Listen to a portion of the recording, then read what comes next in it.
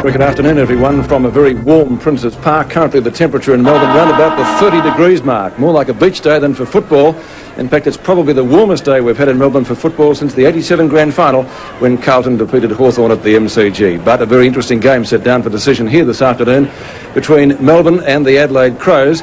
It's not actually Melbourne's first home game at Princes Park. They did play here a home game way back in 1922, according to the football record, but that was the only other occasion. Of course, the MCG today being used for the clash between North Melbourne and Hawthorn. That's one of two other games being played today, and the other one, of course, is at Victoria Park between Collingwood and the Sydney Swans, and we'll be having a replay of that game immediately following the conclusion of the clash here at Princes Park.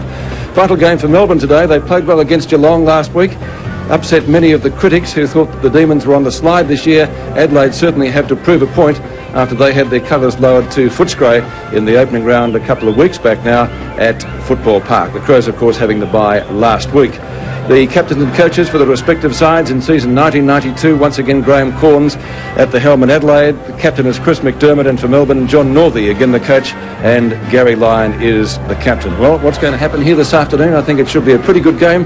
As we say, a very good afternoon to Ian Robertson and Bernie Quitman. Yeah, good afternoon, Pete. How are you, Peter? I'm very well, very warm. My word, it is. It's a beautiful day here in Melbourne, and I think the scene is set for an interesting game of football too, Bernie. Yes, I think so, Robbo. These conditions certainly will test the players. Melbourne coming off a very good win last week against Geelong when they were the underdogs. I think Adelaide will be certainly trying to prove something after that loss against Footscray, but Melbourne probably going to this game favourites, I'd say, Robbo. And you would like to mention also that Adelaide beat Carlton here last year, Bernie. I would. They've had a win at this ground. As we look at the Melbourne team, a very settled side, only one change, and that's the loss of Greg Healy with a calf injury.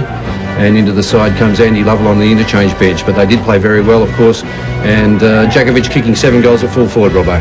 And the Adelaide side, we'd have a look at that. And one wonders whether they'll line up that way.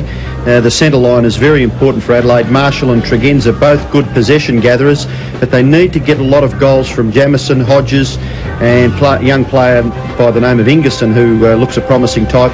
And another one that we have to have a look at this afternoon is young Hart in that back pocket. Well, thanks, Robbo. Thanks, Bernie. As I said, these sides have met once before only, and Adelaide, of course, have had a win here at Princes Park. A very warm Princes Park, more like a beach day. Max Stevens for the Mitsubishi Motors Ground Report. Peter, I think we should be at the beach and not here at Princes Park. Conditions anything but good for football in the sense that it's a very, very hot day here in Melbourne. And just look at that current temperature, 32.1 degrees. In fact, our expected maximum today is 30 degrees, so we've already passed that. The forecast, fine, hot day, moderate to fresh north to northeasterly winds.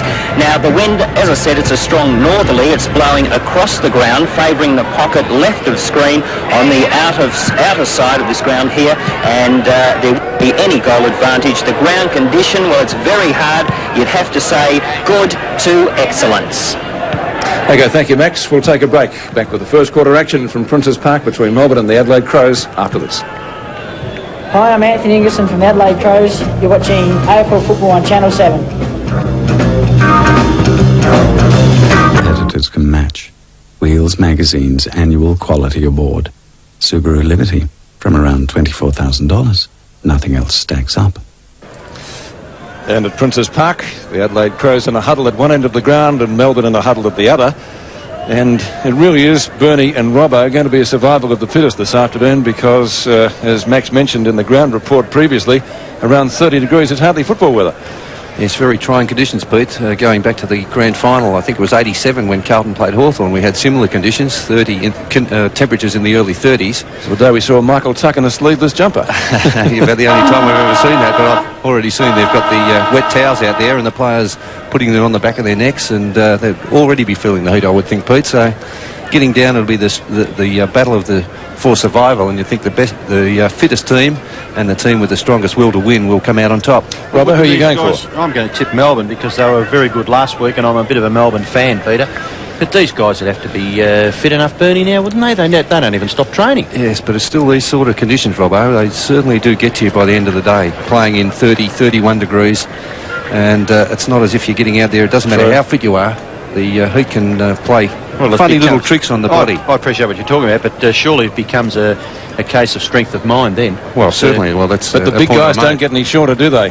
No, and there's some big Adelaide boys out there. Wren, of course, 6'6", 198 centimetres, and the new boy, Randall Bone.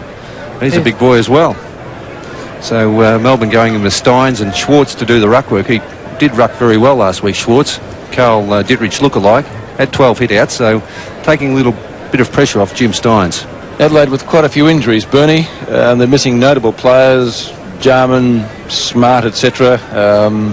Got the job ahead of them, possibly. Yes, well, Smart's a big loss at full-back because he did settle in there beautifully last year and made the All-Australian side. Jarman in the middle is another big loss.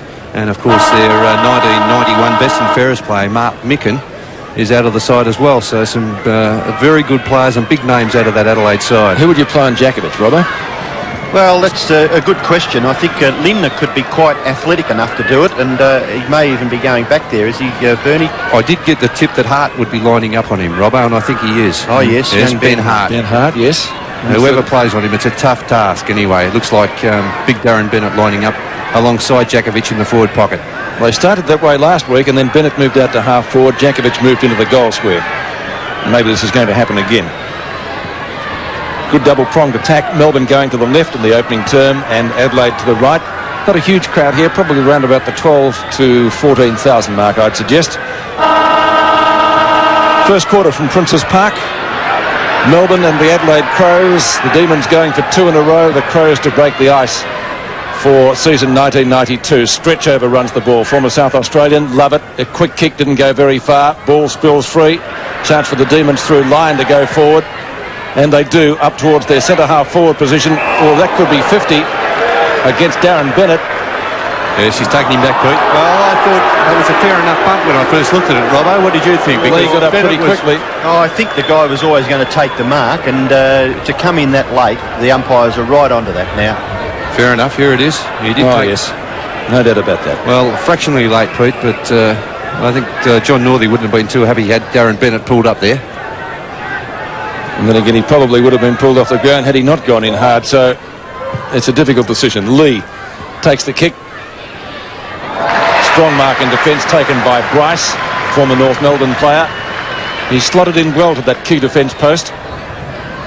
Now the defensive side of the ground is the other wing, and he'll go that way. A couple of Adelaide players there had their names on it, couldn't take it. Beveridge. A quick kick out of the pack up towards centre wing. Wiedemann overruns the ball. Chance for Obst, another South Australian.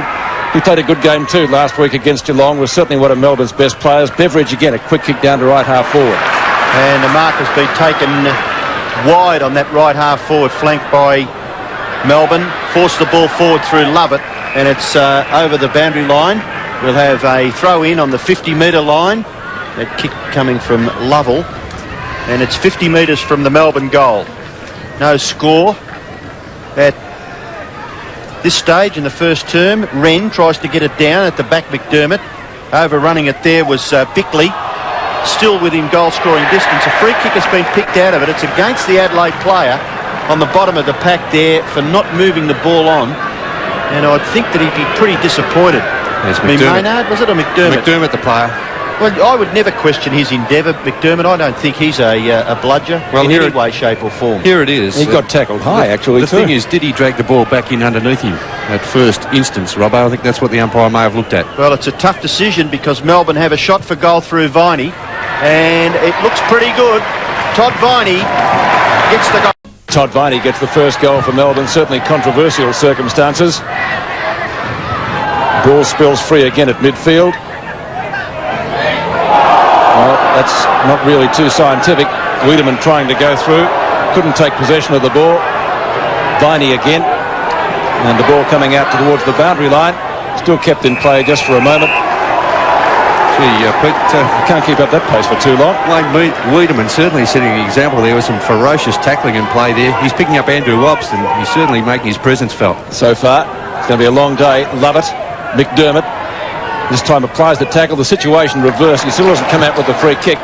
It's taken away for Melbourne by White, who played a very good game last week on Gary Ablett.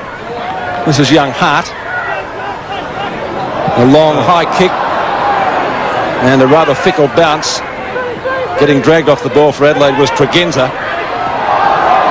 Could have almost been a free kick. That's a free kick. It Should have been Brown. should have been paid there to David Brown, definitely. He was dragged into the ground. Free kick in the back, wasn't it, Well, Robbo? the Adelaide people watching this game back at home must think that this is a joke so far. There's been at least 3 free kicks there for Adelaide, and he's picked out 2 conjectural ones, and they've both gone to Melbourne. Tingay has the free kick this year, wearing number 2. Not a good kick, only travels about 40 metres up towards the 50-metre line. Once again, Viney, a centering kick from him. That was beautifully played, Todd Viney. Gets it out to Stretch, who last week kicked a magnificent goal of at least 60 metres against Geelong. That's not a bad sort of a roost. He'll get it into the square. Djakovic waiting behind, couldn't take the mark. Chance for the Demons. Lovell, snapshot, looks good, and he's got it. So the bounce to recommence play. Adelaide get it towards half forward. Chance for Hodges. Now the ball finishes with Liptak. Away to McGuinness. He's caught, but he gets the handball wide. Too slow was Wren. McGuinness puts Linda under a little bit of pressure. Tough at the football there for Melbourne was Schwartz. They force it clear. Beveridge, kick into the pocket. Not bad. No, punched away from Djakovic by half. And I think Alan Djakovic will know he's played a game of football this afternoon, because I am very impressed with that youngster, Ben Hart. He did well against Footscray, didn't he? Playing on John Ballantyne, who'd had a very big pre-season, kicked a lot of goals in the practice matches. And John Ballantyne had his hands full with Ben Hart. Schwartz from behind. Chance for McDermott. Goes straight through his legs. Now he handballs it clear. McGuinness under pressure from Schwartz. Beveridge. Oh, that could be around the neck, is it, to Michael Pickering? Yes. And he'll take the free kick 50 metres from goal, but right up against the boundary line. So a difficult shot. The wind is actually blowing to the left-hand end, but it's also blowing away from the goals to which Melbourne are kicking. Into the full forward line. Chance now for Adelaide. Linda's hand pass. Lee. Ball goes back towards Wren. He's very slow. Gets the handball away now to Bickley. Bickley's in the back pocket. Gives it to Wiedemann, and Wiedemann clears for Adelaide. Wiedemann's kick up towards the centre wing position. Ball bouncing not too kindly for Maynard, and it bounces over the line in front of him, Viney, and also Stephen Stretch. So throw it on centre wing. The boundary umpire will throw it into that strong northerly wind. Steins at the back. Started slowly last week against Geelong. Certainly came into his own after half-time. McDermott. Lyon. And 2 skippers figuring in the action, Bernie. I was just going to say, Pete, sometimes a quick handball gets the player who receives the hand pass in a lot of trouble, because he has to kick hurriedly, and on that occasion just picked out Gary Lyon. Lovell fumbles. Marshall in trouble. He's opposite number 16. And the umpire is going to ball it up on centre wing. Good tackling. Good effective tackling there by Melbourne. Well, magnificent last week against Geelong. They certainly out-tackled Geelong. It was one of the features of their game, I must admit. Marshall, the veterans of the Adelaide side, kicked it straight down the throat of the reigning Brownlow medalist, Jim Steins. This is Yates. Not a great hand pass. He'll get it back from Gary Lyon again. Kicks this time from a standing start, and a wobbly punt kick up towards the centre wing position. Linda takes the mark, but it's going to be a push in the back. Too early. Yeah, it's been paid. I think that was fair enough, Robbo. Too early, wasn't it, Bernie? Too accentuated. That little bump has got to be just timed beautifully if it's going to be effective. Pickering, former Richmond player, and wearing the same number as he did in Tigerland. Love it. Snapshot from 30 metres out directly in front, and he has missed, registered only one behind. Maybe a hand pass, gentlemen? Yeah, so too, Robbo. Oh, there were 2 of them streaming forward about 3 or 4 metres. One was nearly in the goal square. Fair enough. Ready to kick the ball back into play is Sean Tasker, another one of the promising Adelaide Crows players. In towards the centre, no mark taken. Chance now for Melbourne. No, Wiedemann chips in. Maynard. The ball is still forward of the centre. Now it goes towards Adelaide's goal. Coming clear from Brown. Taken by Marshall. Marshall's kick towards centre half forward. Good positioning. But Gary Lyon is there, strong in defence, and marks. Yeah, that must have been nearly 50 metres also, because Rod Jamieson, after he took the mark, was throwing him to the ground. Oh, look at the numbers here for the Demons. Tingay receiving from Todd Viney. Up towards full forward. Well done, Ben Hart. Punches it away and goes after it again.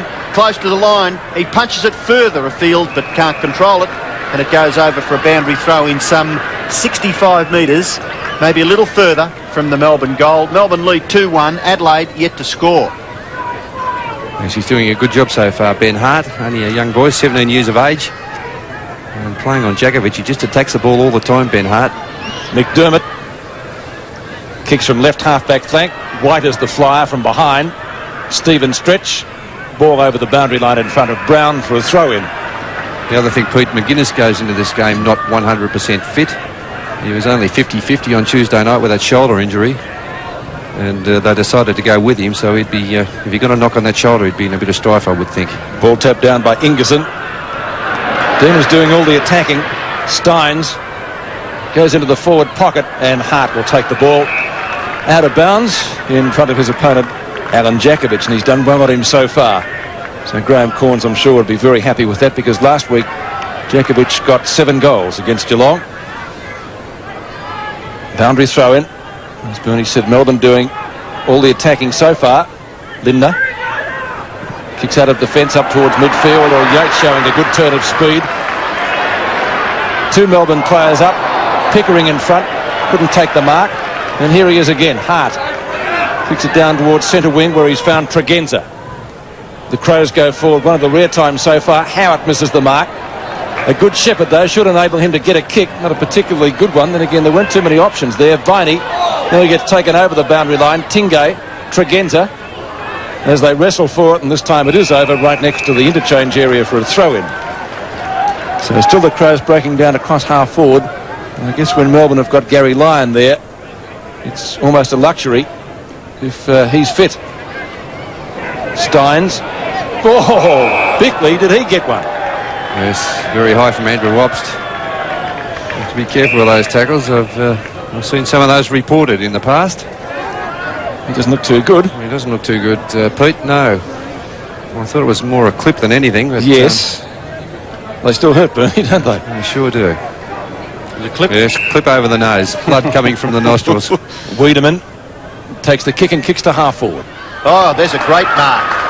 Jamieson, is it? Yeah, Rod Jamieson. Terrific mark by Jamieson in a pack of 3 or 4 players. A very talented player. One grab. Yes, it was. It was in a pack of 4 players there. He judged it to perfection, and now we know what sort of kick he is, don't we, Robbo? He's a magnificent kick for goal, kicking from about 40 metres out. You would normally expect him to kick this. Yes, he also judges, I think, very well the wind. And this is a bit tricky to this right-hand end, blowing away from the social club. But he made no mistake. A beautiful kick by Jamieson. Tingay goes after it with Ingerson. Wren gets it back. Chance there for Bickley, who's recovered from that heavy knock. Trying to punch the ball away was White for Melbourne. Caught with it Tregenza. Lyon in there.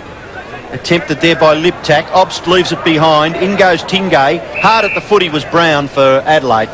But the umpire calls for a bounce about 60 metres from the Adelaide goal. So ball up, right half forward flank for the Crows. They trail by 7 points. 14 minutes left in the first quarter. Steins up, the umpire's down actually. Lovett got one high, no free kick. Snapshot by Brown, will go all the way, will it? Or is it marked in the last line of defence? It is by Peter Rode. Only centimetres in that. Played a few games here, Peter Rode. He know the ground quite well, former Carlton player, of course. Stretch. Rode runs past him. Lyon. He won't lose any votes by giving it to the skipper. Goes long. Lindner underneath the ball. Jamieson. Not Jamieson, was Maynard rather.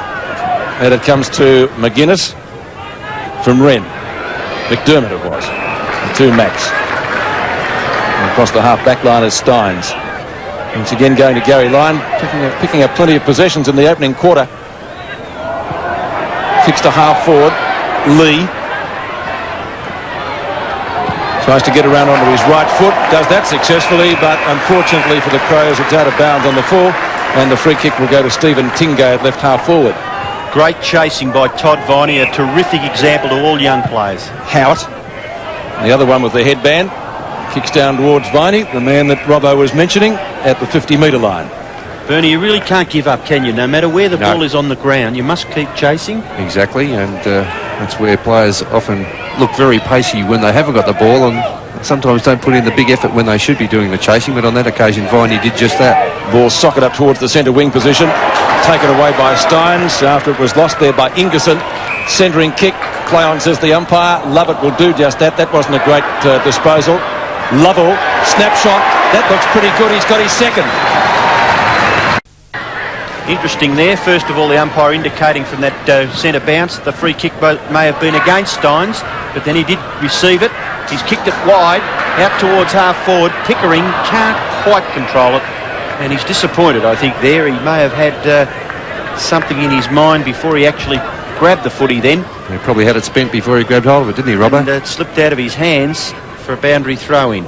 Wren doing reasonably well in the ruck contest. Steins, of course, a very damaging player around the ground. That may be out on the full. It is. Off Pickering's boot. Chris McDermott quick to pick it up.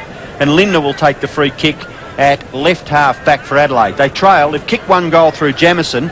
Melbourne have kicked 3. 2 to Andy Lovell and 1 to Todd Viney as Adelaide kick the ball towards centre wing. Steins and Lyon. It's the captain that goes for the hand pass. And it comes to Beveridge. Tries to get it to stretch. Good tackle applied by Liptak. Ineffective in the end. This is Wiedemann charging through. Crowd thinking he may have run more than his full distance. The umpire didn't, though. Obst, as I mentioned previously, had a great game last week against Geelong, and he's got this one over to Howitt. Stretch. Taps it on very, very nicely to Gary Lyon. That was beautifully done. Lyon, Markle free kick to Steins. He was taken high. He held the ball. Steins coming into his own again. Kicks to half forward. Pickering. Strong pair of hands. Not a huge player, but when the ball gets in his hands, it usually sticks, and it did then. Jakovic was the target. Tingay underneath it. Adelaide defending pretty well. Ball comes out towards the centre wing position. Tregenza gets there first. Away he goes. And a shocking kick out of bounds on the full again. Well, he did that well. Too bad luck there for Simon Tregenza, who did it well. Showed a lot of pace getting away from Todd Viney. And let himself down with a very poor kick. Sean White to take the free kick. Marked Gary Ablett successfully last week for the Demons. He's had a lot of injury problems since coming from overseas. Wiedemann to Maynard. Onto Brown. Brown at right centre wing for the Crows. Puts them up to half forward. Oh, that's a strong mark taken by Jamieson directly in front. Yeah, he's a good player, Pete. A chance for their second goal. And of course, he kicked their first from an equally good mark. Patterson coming on for the first time. And Wren going off. Here's that mark again from Rod Jamieson. And no fuss. That last shot at goal, you wouldn't expect him to miss this one from about the same position. Just a tad further out, I think, Bernie. Distance won't be a problem for him. I don't think direction is either.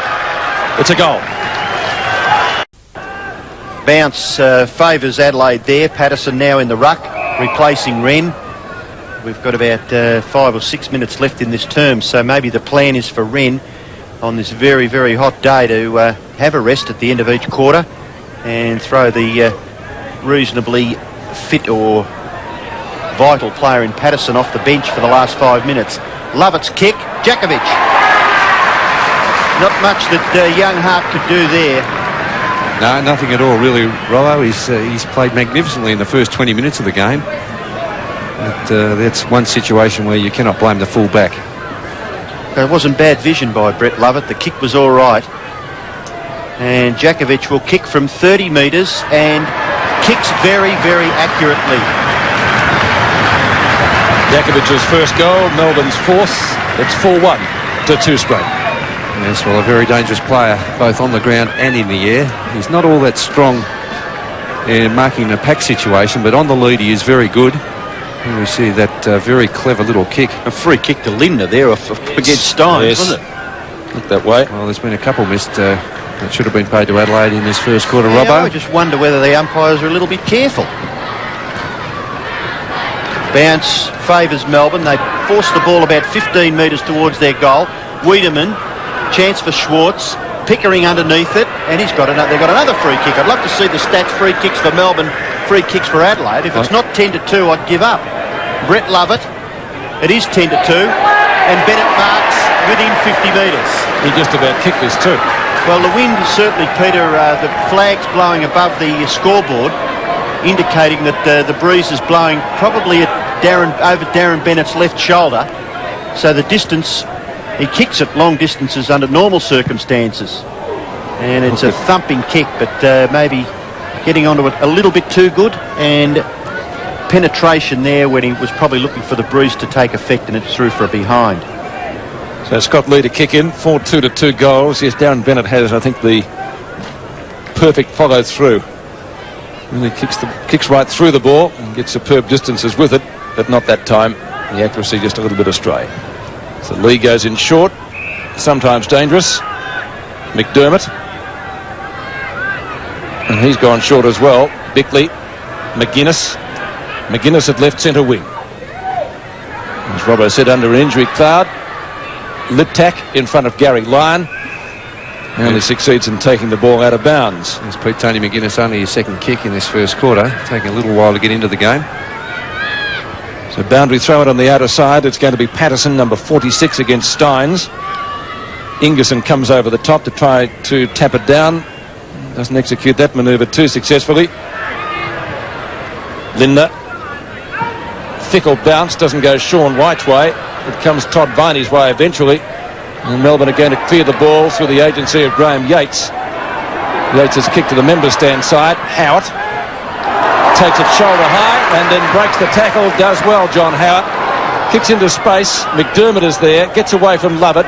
And the Crows should be able to clear through Wiedemann after Maynard gave the hand pass. Up to half forward. Over the head of line again. Patterson's there. The skipper punches it forward. Back up support from Yates. Ingerson chasing. Won't catch him. Up to centre wing. Marshall. Traps it eventually. Back to McGuinness. Bickley, who got a rather heavy knock earlier. McGuinness gets around line. Long shot at goal. And Jamison just succeeds in getting a fingernail to it as it goes through for one behind. The first behind to the Crows. 2-1-13. Trailing 4-2-26. They rely a lot on McGuinness, don't they, the Adelaide side, to just link it up. Yeah, they sure do. It was a big loss when he was injured against Footscray at hip and shoulder from Glenn Coleman, putting him out of business. Never fails to get a mention, Glenn Coleman, when Bernie Quinlan's involved, ladies and gentlemen. And he's not even playing here today, but there you go. The ball is out of bounds on centre wing on the far side, and Chris McDermott will take the kick. Kicks it in towards the centre. Oh, there's another. Oh, that's a free kick. That is a free kick. Look, it sounds as though I'm on the umpire's back, but gee whiz. He does receive it this time. Is it Maynard? Maynard to take the free, but the umpire did take a long time to blow the whistle there, even then. Well, that's right. The kick is wide. McGuinness is marked. And McGuinness is on left half forward. He got good distance with his kick towards goal just a few minutes ago. This kick is not bad. In towards centre half forward. It's punched away. Chance for Brown. Gets the handball over the top. Tregenza. Good tackle by Tingay. Just put him off the ball. Howard, who's bulked up over the summer, may have lost a little bit of pace as a result of it, Pete. Johnny Howard, but his strength certainly helped him in this passage of play. Yeah, there was good effort in front of us about 4 or 5 minutes ago. 13 points the difference, under 5 minutes left on the opening quarter. Gary Lyon, who's been a star at halfback so far. Beveridge gets a push in the back for his trouble. It's out of bounds. So another throw in, right forward pocket for Melbourne. They lead by 13 points. Not a huge lead. Ball tapped down to Liptak. Snapshot for goal by Bone. That's not a bad sort of an effort from the youngster. And he's got it. Oh, great effort. His first kick, Peter, in AFL football. Randall Bone. Well, like Lamprell last week, a great snapshot. His first kick resulted in a goal against Geelong. And Randall Bone from South Adelaide. And this is certainly worthy of a second look, Bernie. Yeah, sure is. And that's a good smother there from the Melbourne defence. But look at that. The big boy is 194 centimetres, 98 kilograms, only 18 years of age. So he'll be a big boy when he grows up, Robbo. My word. That's a magnificent snap. First goal in league football. Well, valuable one to the Crows. Kick by Randall Bone, his first kick resulting in 4 points. Beveridge kicks to half forward for Melbourne. Lee chasing the ball. He'll be looking for a good bounce. He doesn't really get it. Some opposition there from Alan Jakovic and also young Ben Hart, and the ball out of bounds at the 50-metre line. 4-2 to 3-1 late in the opening term. It's right forward pocket, just outside 50 metres for Melbourne. 4-2 to 3-1. Ball at the back. Chance there for Lovett away to Pickering. Pickering may kick a goal. His left foot shot is way to the left and just gets in for one behind. So Melbourne now 4-3, Adelaide 3-1. The difference is 8 points. Adelaide seem to have done it well. The few chances that they've had, they've capitalised, thankfully through Jamieson, who's kicked 2 goals, and a great goal kicked by Bone. Oh, there's a chance for Marshall to receive a free kick, and this time he's going to be awarded just that at left half back for Adelaide. Schwartz, the man on the mark. David Marshall usually picks up his 20 to 30 possessions a game. Good kick too. Centre half forward, marking contest. A big punch from behind by Bryce. Chance for Lindner. Away to Liptak. Wider still to McGuinness. The bounce is kind for him. Little awkward, but he did it well, Tony McGuinness. Kicks it into the pocket, but no one home for Adelaide, and Bryce takes the mark in the back pocket. Short kick, all lazily, gives it up. And the mark taken by Patterson. Actually, that was arrogant, wasn't it? He did that a couple of times last week, a couple of poor disposals, really setting his teammates up. Now Melbourne will capitalise on a poor kick by the Adelaide Crows. Patterson, Beveridge, now Schwartz. Fortune for Melbourne. Kick towards full forward. Jakovic has taken the mark this time in front of young Hart, who I feel may have slipped when he was looking to go out. Yeah, maybe, Robbo. Maybe a little bit of bad luck there for Ben Hart. And Jakovic in the perfect position, though. Here's Jakovic now from 40 metres. Strong kick, very strong kick, and it is a behind. A couple of players trying to con the goal umpire. Not having much of that, was he? No. 4-4 plays 3-1. Yes, you said the Crows have done well with limited opportunities, Robbo. I agree with that. 3-1, so 4 effective scoring shots to 8. Tasker finally comes in short and goes to Ben Hart, who marks in front of Todd Viney. Gives it out wide once again to Tasker. That's a longer kick up towards the centre wing position. Sean White at the back. Maynard gives away the hand pass, or not a particularly good one. He'll get it back though eventually from Hodges. There is a whistle. Adelaide free kick. Well, a bit lucky to get away with that, Pete. They messed around there, the Adelaide Crows. Scott Hodges just dropping that first one that was given to him. Maynard, a centering kick. Steins, well, could have marked that. There was no opposition there. Jamieson, quick hand pass, taken away by Liptak, and that's rolled through for 4 points. So again, the Crows making the most of their opportunities, delighting their supporters here. 4-4 to 4-1, only 3 points in it. Yes, getting right back into this match towards the end of this first quarter, and they really looked as if they were out of it at the start of the term, but since the midway mark of the quarter, they've certainly got back into the game with some good running football and some fierce play, especially from Wiedemann, and good running play down this wing. Maybe a little bit lucky, some sloppy handball, but getting out of trouble. Melbourne lead by 3 points, close to quarter time. Brett Lovett tries to crash his way through successfully. Obst might be on the end of it. No, Scott Lee breaks it down. Maynard combines with Wiedemann, and the Crows are out of trouble. Wiedemann's kick is wide. If this bounces nicely for Brown, they may go up to inside 50. Short kick by Brown is just over on the full. And he was dumped after he kicked the ball unceremoniously by Sean White, but the umpire not taking too much notice of it, so the free kick will go to Yates, forward of the back pocket, maybe closer to half-back flank on this near side. High kick by Yates. Centre wing. Maynard can't mark. Ball comes down to Bickley. Wiedemann just fumbles. Gets the handball away. Goes behind McGuinness. Got time to recover. Handball nearly into the centre circle. Lee has run beautifully from the back pocket. Kick it towards full forward is good. On the end of it is Jamieson. Good mark. Yeah, superb football all round there by the Adelaide Crows. Good play as Robbo called from Scott Lee running up from the back pocket in support of his players. Wiedemann again involved in that passage, and Tony McGuinness, who's come into the game since the midway mark of the first quarter. Jamieson would be kicking probably straight into the breeze on that angle. His 2 previous shots closer to the centre of the ground. He's got to kick the ball about 45 to 50 metres. It is another great kick, but the breeze just carrying it to the right, and it's through for 1 behind. Jamieson 2 goals, 1. Adelaide Crows trail Melbourne by 2 points. Paul Bryce to kick in again. He'll go straight up the ground, I would think. Just favours the outer side. At the back was Marshall, got edged out of it. He's got backup support from Scott Lee. If the ball ever bounces kindly for him, it does, but there's the siren as he tries to get around Luke Beveridge, who applies the tackle. But the scoreboard showing at quarter time the Demons in front, but only by 2 points. 4-4, 28 to Adelaide, 4-2, 26.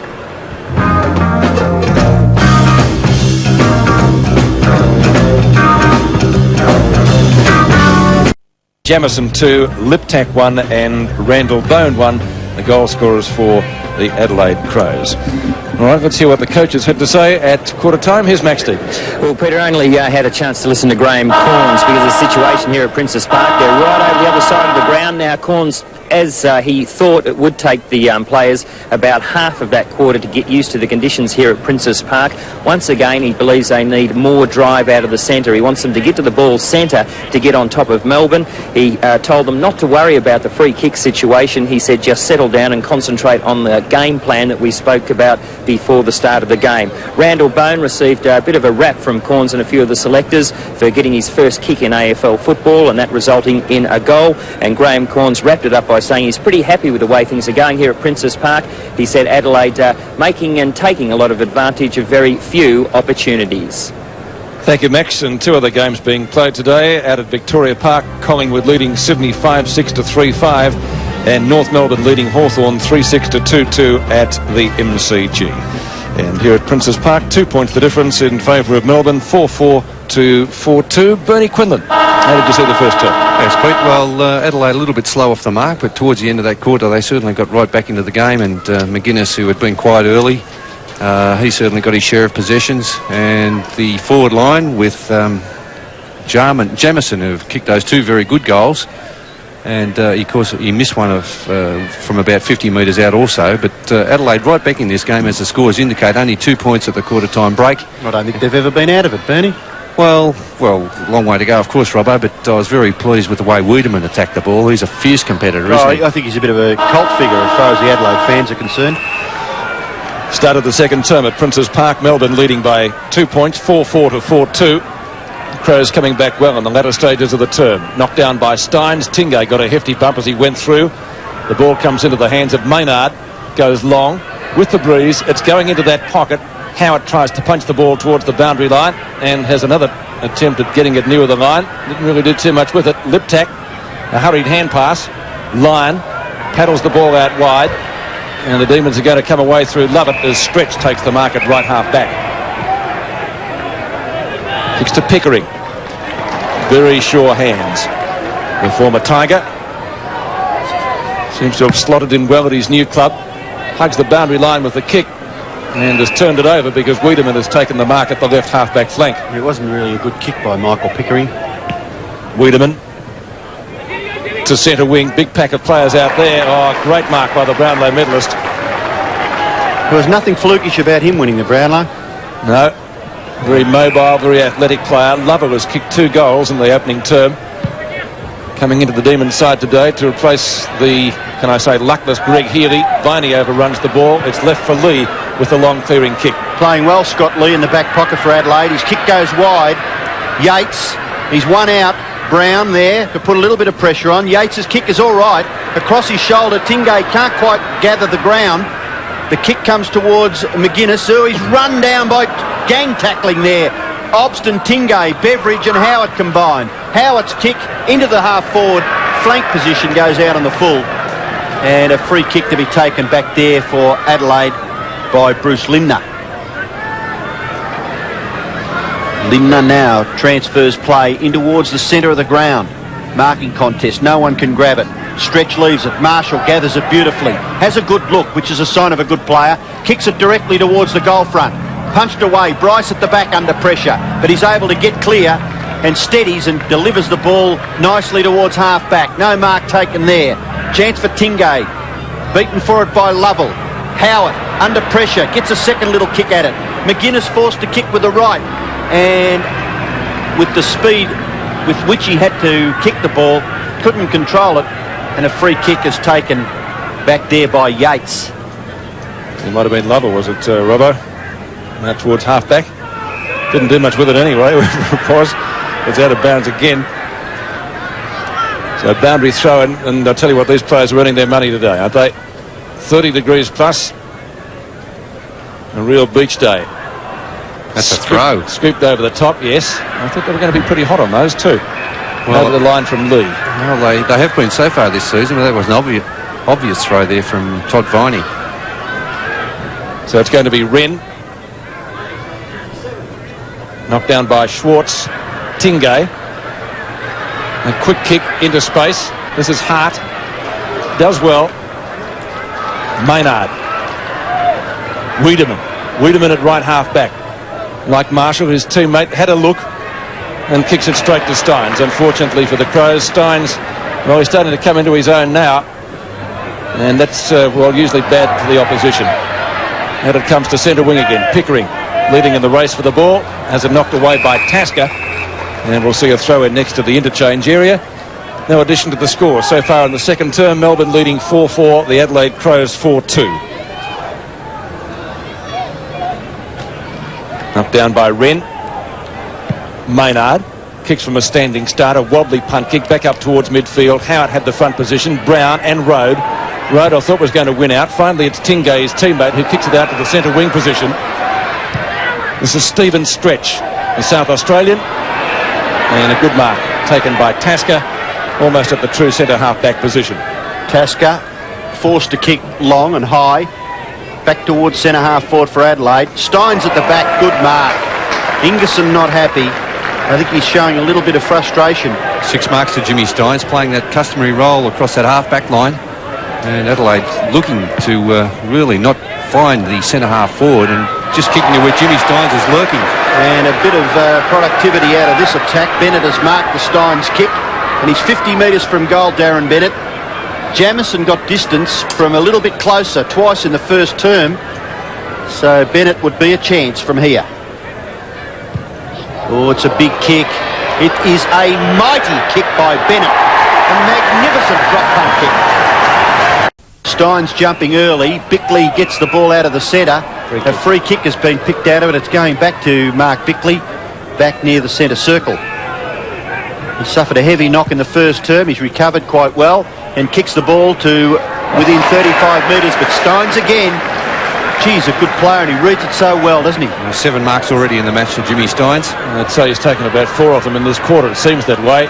Love it very close to the boundary line. Can't trap it inside. And it will be a throw-in just outside 50.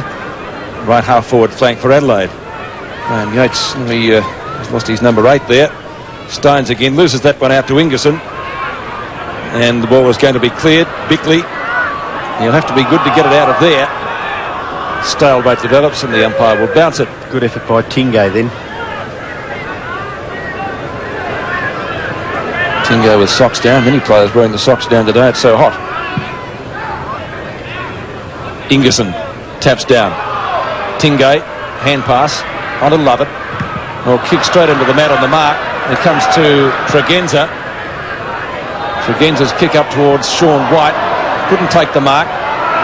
Adelaide a real chance to get a score here. Marshall takes the hand pass.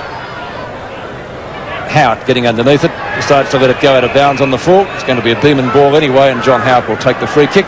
Peter, I think over there where you set a man on the mark, it was a great smother, Bernie, wasn't it, by that player, the Adelaide player? If you can get the player smothering like that, you save 50 metres every time. So Adelaide yet to goal in the second quarter, but it's going to be Melbourne going into attack now through Gary Lyon, who's done brilliantly so far, and he's found Jakovic this time on the lead, probably too far out to score. Hart drops back into the goal square. Jakovic kicks in that direction. Huge pack of players out there. It's going to be Scott Lee. A hurried hand pass. It comes over to Hart. Couldn't handle it. It's out of bounds. Melbourne's right forward pocket.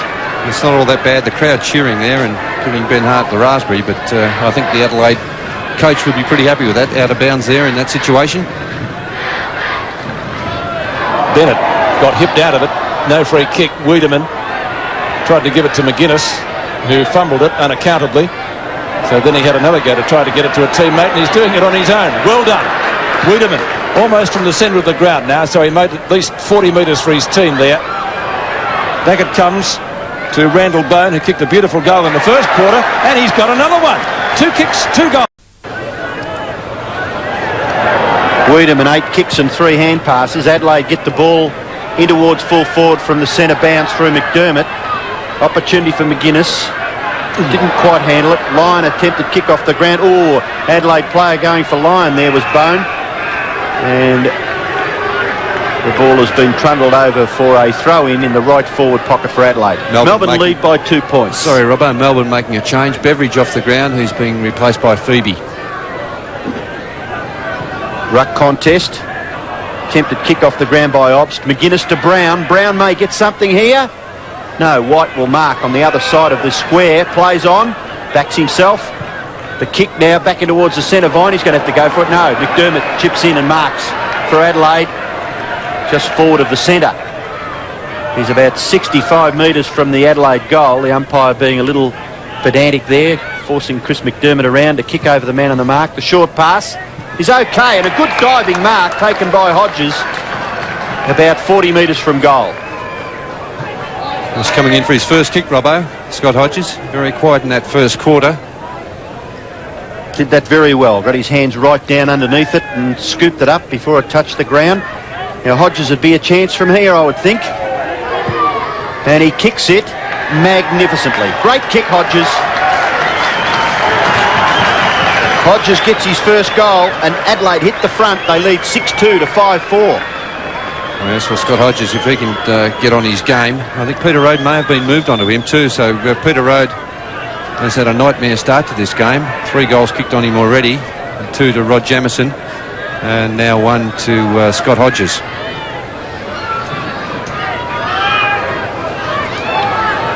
Scott Hodges kicking his first goal, and Adelaide in front for the first time, 6-2 to 5-4 with under 16 minutes left in the half. Some aerial ping-pong the Crows' way, lip tack to Linda. And that's a fine mark to Jamieson. Now, he would be within kicking distance, but it's a very tricky wind. He'd need to aim for the left goal post. He's kicked 2 already at the other end in the opening term from directly in front. They were long kicks, certainly. One would suggest he'd get the distance. The accuracy we'll wait on. Well, Jakovic kicked one from an identical spot in the first term for Melbourne. He did. Goal umpire hasn't moved. It's a goal. Jamison's third goal, and the Crows go forward again. Good knock on from Patterson. It comes to Ingerson. Up towards full forward. This time Jamieson snares it just inside the line. A long hand pass. McGuinness around Obst. Centering kick from him. Who's he got? Brown, possibly. Couldn't take the mark. He was behind 3 demons. Hodges applies a tackle. That's a throw, surely. Viney goes for the boundary line, and it's over for a boundary throw-in. A throw, Robbo? Well, I thought he did well. I thought he punched it, actually, Pete. But that centering kick, I think Tony McGuinness was really going for a banana kick, tried to kick that goal, just didn't come off the boot. Too good. Hodges up, free kick, going Melbourne's way. It's going against Anthony Ingerson. Jimmy Stein's playing a good game for Melbourne across the half-back and full-back line. Weight used behind the play there. No whistle on it. Maynard at centre wing will have to be quick. Schwartz, good tackle applied by him. Pickering kicks down to Bennett. Jakovic on the burst. Bennett goes for goal. He'll get the distance, but he has missed by a considerable margin and has managed only 1 behind. Gee, there was a terrific kick in that passage of play by Michael Pickering. It was lovely. The vision was good, but to execute under a little bit of pressure was quite first class. Tasker to kick in. 9 points the difference in favour of the Crows. Slightly favoured by the northerly wind in this term. Ingerson at the back, punches down. Yates doesn't get a kind bounce, neither does Tregenza. Bounces past Lovett. Chance for the Demons again. Lovell, who's kicked a couple of goals in the opening term. Now it's McDermott's chance. Crows on the run. This is Tregenza. Tregenza in towards the pocket. Jamieson tries to trap it. White will try to duck back. The ball in the meantime is out of bounds, and it will be a throw-in 35 metres from the Crows' goal. Well, certainly Melbourne have got some thought in this match now. Adelaide leading 44 to 35. Boundary throw-in in the right forward pocket for Adelaide, so they're a chance to get another goal here. McGuinness hard up against the boundary line, can't do much with it. Another boundary throw-in will take place. Nearly halfway through this second term. In the first quarter, Melbourne kicked 4-4 to this left-hand end. And against the Breeze, or against the Tide, Adelaide kicked 4-2. Adelaide have kicked 3 goals so far in this term to Melbourne's 1. In towards the goal square, and the mark taken by White. And Melbourne breathe again. Under a little bit of pressure, the Demons. I think they probably felt as though this was just going through the motions to get here today and play against Adelaide. But if you get 18 guys in a game of footy, Bernie having a bit of a go at it, you've certainly a chance. Yes, I think, Robbo, that mental approach is the most important aspect of this game. Tingay, wide on the wing, forced to kick quickly. Oh, being pulled off the football there was Hart. Left for Lovett. Lovett kicks it into the forward line. Jakovic marks, will play on. Bounce maybe? No. He kicks for goal and he misses. A bad miss by Alan Jakovic. 1-2 to that player. Would you have bounced the ball in?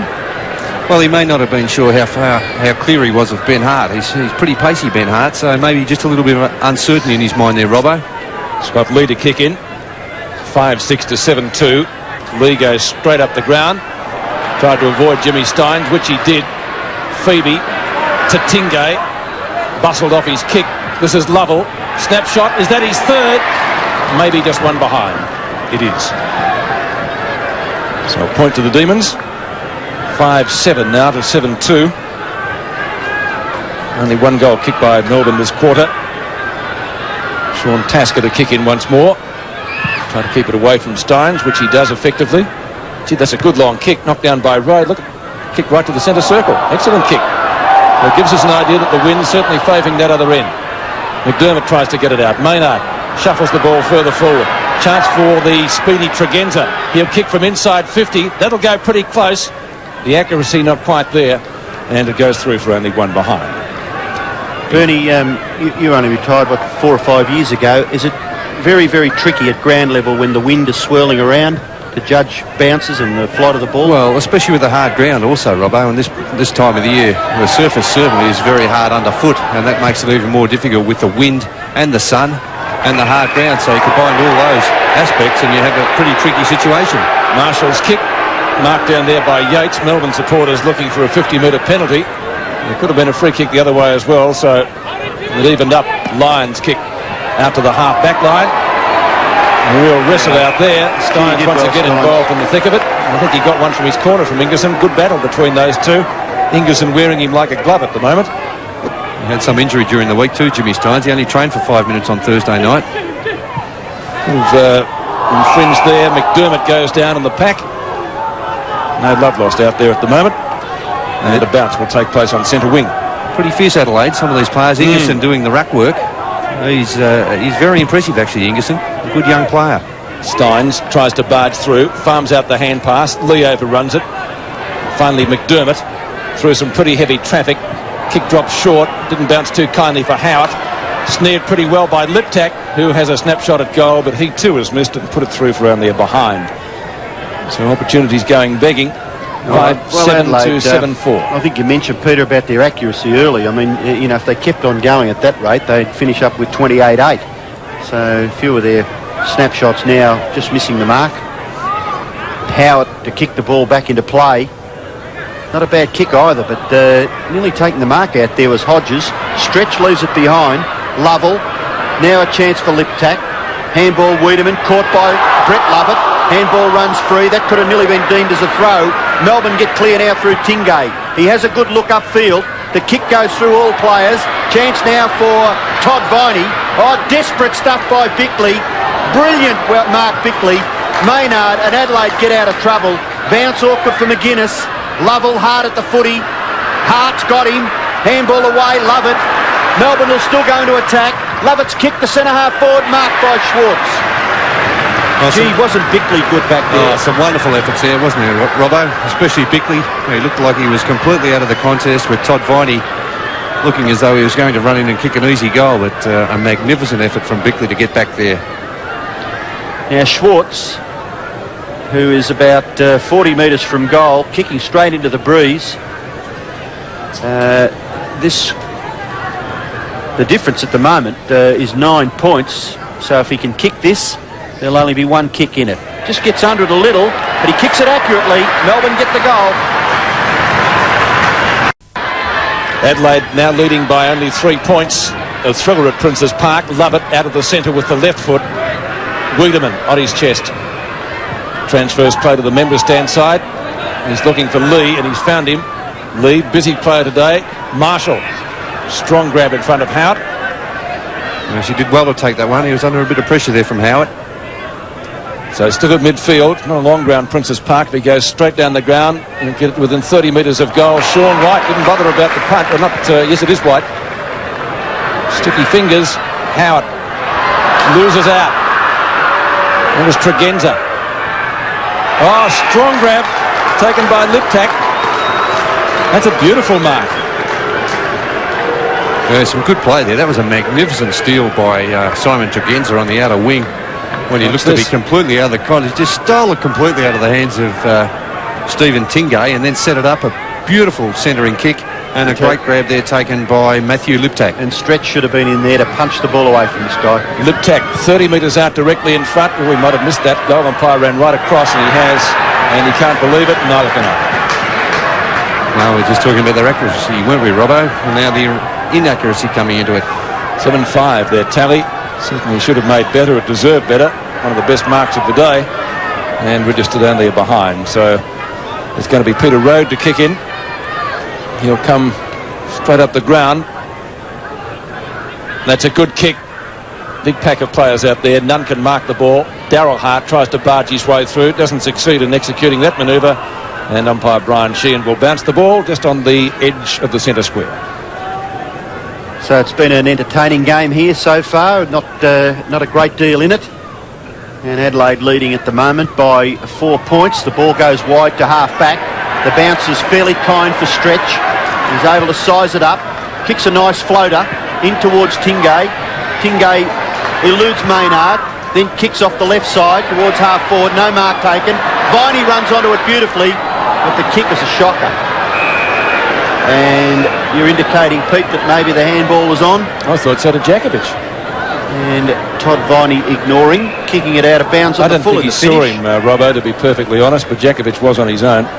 Well, I guess that's one thing, to make position, but then the other player has to have the vision. But Tasker has it, and we'll kick it back into play for Adelaide. Gee, gets good distance with his kicks, but this is a little bit short than expected. Lovett marks, kicks it in towards centre-half forward. Marking contest. No one can control the football. Jakovic is there with Tasker. After it goes Jakovic. Well done. Ground play there. Good by Alan Jakovic. Tries to get the ball over. Now Lovell. That came from Obst. It was brilliant football. And they've got a behind out of it. Andy Lovell. 2 goals, 2. But gee, there was a lovely little tap on by Andrew Obst in that passage. Melbourne 6-8. Trail Adelaide 7-5. The Crows by 3 points. Ben Hart, player of the future. Short kick is effective. Maynard marks and plays on. Fellow redhead. Liptak getting underneath it. Can't trap this one. Backup support for Melbourne by Graham Yates on. He's come out with the ball. Brilliantly done. Looks for Steins. He should find him. Steins just flips it over the top to Pickering, who stands his ground well, farms out the hand pass, and away they go. Good shepherd by Steins. Once more Pickering, but he's run down. Can't get a kick at it. Bennett, free kick. Bernie, do you get the feeling that Melbourne are a little arrogant? Well, they certainly shouldn't be, Robbo, because Adelaide have indicated in this early part of the game that they are going to have a real go. Well, what about that? That was a shocking piece of play. Oh. No talking, perhaps. Oh, is that a throw? No, you let it go. Brown kicks up the half-forward. One-on-one contest out there. Couldn't be marked. This is Patterson. Quick hand pass. Hart gives it over and turn to McGuinness. McGuinness right on the edge of the square. Long kick. That's a beautiful roost. And he's got a goal. So the Crows doing it well after that goal. Kicked by McGuinness. Patterson gets the hand pass out to McDermott. McDermott and turn over the top. Doesn't go to a teammate. Howard. Good block by Patterson. Tregenza, speed on the wing, tries to keep the ball in play. I think he succeeded in doing that. Lyon and Hodges. Lyon's come down with the ball, surely not a mark, but Sean White should be able to do the tidying up. Goes back towards half-back where he finds Phoebe. Phoebe's kick towards centre wing. A good punch there by Ingerson, but it finishes with Howard. He's able to get the hand pass away to Viney. Viney's kick is ordinary, and it goes over for a boundary throw-in. A little bit untidy, I think, at the moment, Robbo. Melbourne, they've certainly starting to feel the pressure that has been applied by the Adelaide Crows, and some of their disposal, and some of their selection haven't been all that good. And you've got to give credit where credit's due. Adelaide have certainly been there at every contest. Now a chance for McDermott. Back to Wiedemann. Wiedemann's got the chance to now kick with his unnatural right foot, but it's, you could classify it as ineffective because Yates marks at centre-half back. Away to Rowe. Melbourne have got the numbers here on this near side. Love it. Yes, good option there. Went to Bryce. Could have gone to Stretch. Up towards full forward. Jakovic gets hard out of the contest. Goes after it again. Still a chance, Alan Jakovic. A little tap to Tingay, all round the neck, shrugs the tackle, kicks the ball into the goal square. Marking contesters, umpteen of them up there for Melbourne, but they messed it up, and it's hurried over for a behind to Melbourne. Well, certainly messed that one up, Robbo, because the Adelaide Crows player, I think it was Wiedemann, went to ground, and Schwartz and Bennett spoiled each other. 8 points Adelaide lead, 53 to 45. Tasker again preparing to kick the ball back into play, and he goes straight down the ground. A lovely kick again by Sean Tasker in towards the centre of the ground. Overrunning it there was Pickering. Now a chance for McDermott. He kicks it directly towards goal. No mark taken. Lyon off the ground. Liptak could have nearly taken that. Here's a chance for McGuinness, roving well. Kicked by McGuinness, marked by Bone. Bone in the opposite pocket. He could make it 3 goals from 3 kicks. I don't think he's had another one, has he, for a non-goal? It would be an amazing performance, wouldn't it? He's running around off the mark anyway. Here's a big chance. And he's missed. Anti-climax. Randall Bone, 2 goals, 1 in that scoreline for Adelaide. 8-6 plays 6-9. 45 to 54, 2.5 minutes left in the quarter. So it's been a good one for the Adelaide Crows. This is Phoebe. Steins in front. That was from Obbs to kick off the ground, but he's kicked it straight to Liptak. Wobbly looking kick, and it bounces through for a behind. He's kicked 3 behinds after kicking a goal in the first quarter, Matthew Liptak. It was a beautiful snapshot in the first term, but in this second term he's kicked 3 behind straight. Bryce. Straight up the ground. And that's a one-handed mark. Taken by Schwartz. It's as far as it's going. He's got a lot of potential, this boy. He was very good against Footscray, keeping Ballantyne quiet, and now he's doing a fantastic job on Jakovic. That was a good mark. Looks for Brown. And Brown's the one to come down with the ball. Kicks it to left half forward for the Adelaide Crows. Bounce favours Gary Lyon. He'll have to be quick to get rid of it, which he is. Gets it over to Yates. Yates kicks up to the centre wing position. Lee, a mark, almost. Clown, says the umpire. Todd Viney will do just that.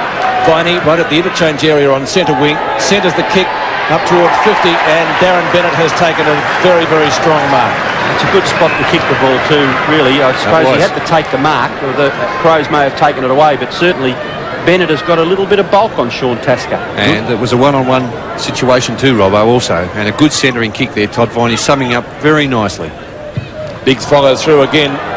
Huge kick from Bennett. And the mark inside the boundary line to Jakovic. There's 5 marks now to Alan Jakovic. I noticed after Ben Hart took that last mark that he was limping slightly, so I don't know whether that's had any effect on that one-on-one marking situation there. Jakovic has kicked one, runs around, tries for his second. Supporters like it, and so does Jakovic. It's a goal. So Jakovic makes it 2 just on the half-time siren. 7-9 to 8-7. Yes, well, magnificent play there. Darren Bennett, a long kick into the forward line from about 55 metres out, and the one-on-one marking contest, Jakovic and Ben Hart. Good strong mark to Jakovic, and just showed how clever he is, running around the mark, not wasting any time, opening up the goal face and putting it through. Well, the difference is 4 points in Adelaide's favour, close to half-time. The centre bounce, nothing coming of it, so the field umpire calls for a bounce. And the boy's just getting a little short-tempered. A bit hot under the collar, Robbo. You could understand that today. My word, yes, getting to them. But the skills haven't been too bad in quite difficult conditions here in Princes Park. There's the siren, which will end the first half, and at half-time Adelaide lead by 4 points. The Crows are 8-7, Melbourne are 7-9. So 55 plays 51. Jamison 3 and Bone 2 for Adelaide. Lovell 2, Jakovic 2 for Melbourne. And I think the boys today would really appreciate the half-time break. As Max Stevens told us just before the match got underway, it was 30 degrees out there. So a pretty warm day for football. But we have seen some good skills, some good marking, and some good tackling as well in this vital match. Repeating the scores at half-time, the Demons 7-9-51, trailing the Crows 8-7-55 at Princes Park in Melbourne.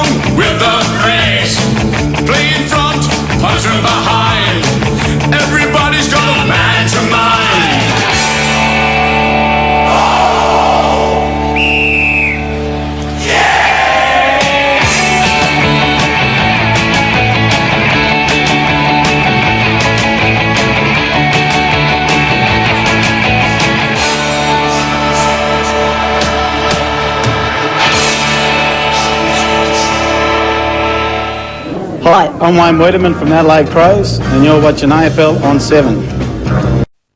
Actually, you surprised at their performance so far? I think it'd be fair to say pretty surprised. In the papers and most journalists in Adelaide, Peter, were picking Melbourne to be comfortable winners over Adelaide today, but full credit to Graham Corns and the team. I know there's a half to go, but things going pretty well so far. Now, Graham Corns at half-time pointing out, as I just said, that there's still a long way to go in this game. He wants the desperation and work rate to continue. He wants Steins and Lyons worn like gloves. He claims that these two guys are capable of anything, so you've got to wear them like gloves, otherwise you'll let Melbourne right back into this game. Now, he wants the 20 players to continue to give 100%, no second chances, no loafing, just continue to attack the ball. Bruce Lindner and Sean Wren on the bench, I've been told they're 100% okay. However, Rod Jamieson suffering from a severe cold, so he was only a 50-50 chance, according to one of the trainers, of even playing before the game, so Jamieson doing pretty okay. And we don't usually do this, Peter, but the general manager of the Adelaide Crows, his wife had a severe operation in the last couple of days. Anne Sanders, she's watching the game, and her husband said that the Crows are all out to win this game for her back in Adelaide. Good on you, Max. 4 points the difference at half-time, 55-51 in favour of the Crows. We still await the reappearance of the Demons. Robbo? Yes, it's interesting comments there by Max about the Adelaide journalists not expecting the team to do very well. I think a game of football is anyone's right up until the final siren. I mean, half a game left, and I don't think you could predict even now, Bernie, that one side has got this game by the scruff of the neck. Well, I suppose Melbourne would have gone into the match as favourites, Robbo, mainly because of the injuries to the Adelaide players. Some of their key players still on the sidelines, but they have replaced them pretty well. And the new players today, especially Bone, who's kicked 2 goals in the forward pocket, always impressive is Jamieson in the forward line. He's kicked 3 goals, and wicked Wayne Wiedemann out of defence. He's been amazing the way he's attacked the ball. He's a tremendous player, and what a combatant that you really have to contest with all the time, and he's just a player that sets the example for the rest of the Adelaide players. You know, I'm going back a fair way, but I played a game of football back in Wonthaggi, and we were playing against a team that had about 8 changes. Who was that? Union Dunbar. And we went to the game. We went to the ground thinking that it was just a walkover, and they bolted in. They won by about 10 goals. And I think what happens is that it's attitude, isn't it? It's the enthusiasm and the chance, the opportunities there for whoever comes in to prove themselves and make it difficult for the selection committee to replace them. Yeah, certainly. Well, you know, Melbourne were built up last week. They'd been stung by some of the criticism from journalists and the media that they'd received earlier in the season. They've been written off. They came out to prove a point. Adelaide have come out to prove a point today. They've been written off by the critics in their own city, which must have been something to really spur them along and get them into this match today. And they've shown by their attitude that they've come here meaning business. We did see the team manager too, Peter, the Adelaide team manager, speak to, first of all, one of the goal umpires, and then to Brian Sheehan at half-time. And I just wonder what that would have been all about. He had a piece of paper in his hand, and maybe he was indicating that the lopsidedness, maybe, of the He might have been querying the score, Robbo, if we spoke to the goal umpires. I think the central umpires and the boundary umpires were warming up, so they were a little bit out of reach, but... Free kicks, Robbo, 15-10 in favour of Melbourne. It was 10-2 at one stage, as you said, so they have evened up a bit since the first half of that first quarter. Yeah, it's the old story, though, Bernie. Free kicks, it's not how many you get, but where you get them, isn't it? Yes, and that's often an indication of how the team is attacking the ball too. First in for the ball, as Adelaide were towards the end of that match, or towards the end of that first half, and you put yourself in the position to receive the free kicks. So the second half about to get underway here at Princes Park. Adelaide leads by 4 points as we go into the third quarter. Melbourne led by 2 at quarter time. No one getting it out of the centre circle. Finally a quick kick. Came from Todd Viney, I think. This is Tingay. Gives it back to Viney. Left foot. And up towards Darren Bennett. And the ball finally socked away from him and out of bounds by Tasker. Throw-in will take place 65 to 70 metres out from goal. Demons this quarter, with basically the assistance of the wind, it's blowing to the opposite pocket. That's the scoreboard pocket here at the Princes Park ground. Good tackle applied by Lovell. The ball spills free. Wiedemann on the bottom. Tingay off the ground. Lee looking for a free kick for grab. We're not in possession. Out comes Tingay again. McGuinness, a good tackle. Wiedemann going to have to go across goals. That could be dangerous. And it bounces out on the full, I think. Jakovic looking for that. No, certainly bounced inside. Gee, that was pretty close. It was a very dangerous kick from Wayne Wiedemann. Although, to be fair to him, he didn't have too many options. So it's going to be a throw-in. Melbourne's right forward pocket. Phoebe. Pickering. Bennett. McGuinness. From McDermott. Now, that might be out of bounds on the full. Yes, it is. Luckily for the Crows, it's not quite so near goal. Stephen stretched to take the free kick. And he is a good kick at the football. He won't kick that one, of course. There's still 2 kicks from goal. Schwartz getting in front. Bennett knocks the ball clear. Lovell had it and then lost it. McGuinness. And the ball taken over the boundary line by Stephen Phoebe. And this time it will be thrown in right on the 50-metre mark. She gets up a little gingerly, Tony McGuinness. Looks a bit proppy, Robbo, doesn't he? Well, Bernie's already mentioned that he was under a cloud before the game actually started. Scott Lee in the back pocket, gets it away to Maynard. Maynard around onto the right foot. Good kick in the finish, up towards the wing. And a mark could have been paid to Hodges. Yes, it has been. He was at the back, but I got the feeling that he certainly got first grab at it and brought it down. So Hodges on centre wing will kick Adelaide in towards the 50-metre line. The ball drops a bit short. Steins can't mark. Chance now for Brown. He's able to slip through the tackle and kicks the ball quickly and inaccurately in the finish.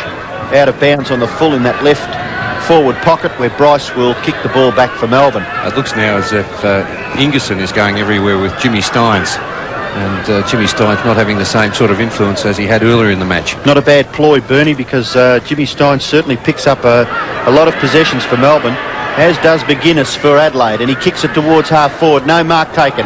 At the back is Liptak. His shot for goal misses to the left. So after an early goal, Matthew Liptak has now kicked 4 behinds. And Adelaide increase their lead now to 5 points. 56 plays 51. Peter Rode kicks in inside the centre square. Steins had a fingernail on it, and that was about all. Maynard. McDermott. How often do you call McDermott to McGuinness? McDermott to McGuinness. Back there before. Yep. The 2 supermax of the Adelaide Crows, they combine well. Now, if he is injured, he's a long way out. It's going to be a pretty difficult kick for him. Former Footscray player in the AFL, or then VFL as it was, directly in front. So he knows the ground pretty well. Right on 50. And the northerly wind has grabbed it a little bit, and it goes through for only 1 behind. Shake of the head by Tony. So a point makes the difference. 1 straight kick. 57-51. 21 minutes left in the 3rd term. Bryce kicks in. Spiral punt kick. There's plenty of distance with that. Marking contest at midfield. Nobody can take it. McDermott takes it from Ingerson. And that's a good mark taken by Sean White. Looks for Rode and finds him. He had Steins on offer, who ran past, decided to ignore him. He too should know the ground pretty well, being a former Carlton player. Patterson tries to punch the ball clear, went through the legs of Obst. Gives a chance to Tregenza to kick the ball, but once again they've turned it over, this time through Steins. Back again to Howard. Howard from left half back, kicks to midfield, and once again it's Tregenza over to Scott Lee, and he too nearly turned it over. Liptak was there, past him. Opportunity for Yates. Steins calls for it. He'll get it.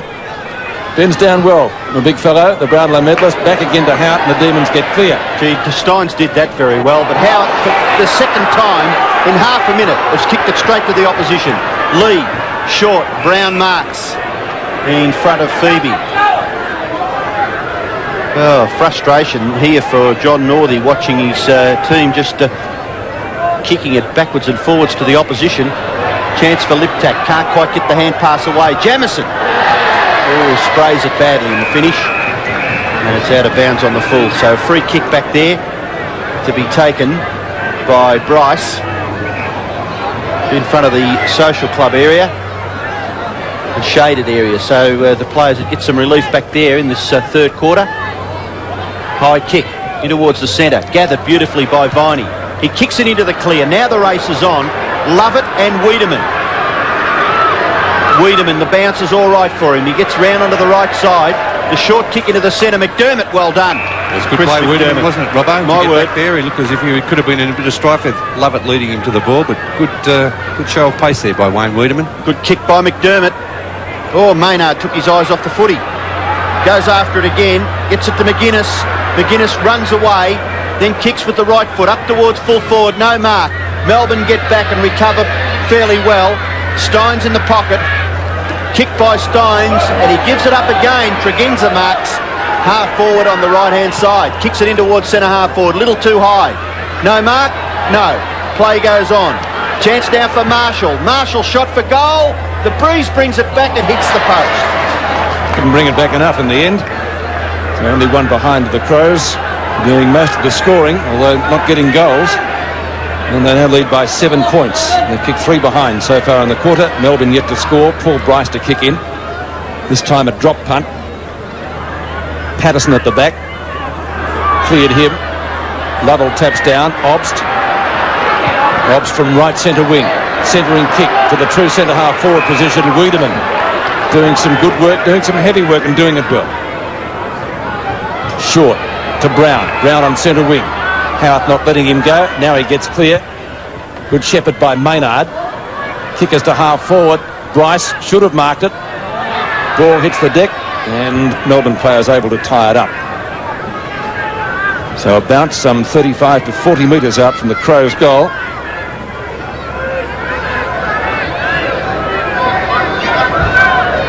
And for Allen bounces the ball. There must be about 30 players around that. Bryce again fumbles, runs into Gary Lyon. So the skipper shuffles it over his head, gives it to McGuinness. Left foot snapshot. That is pretty good. Away in the goal umpire. Full points. 9-10 plays 7-9. Adelaide lead. Melbourne try to get the ball out of the centre. Brown. McGuinness around the neck. Surely will take the free kick for Adelaide. Well, McGuinness, after a quiet start, has done pretty well. Already 20 possessions for Tony McGuinness. Terrific goal he kicked just a few minutes ago. Kicking towards the right left forward pocket. Lyon.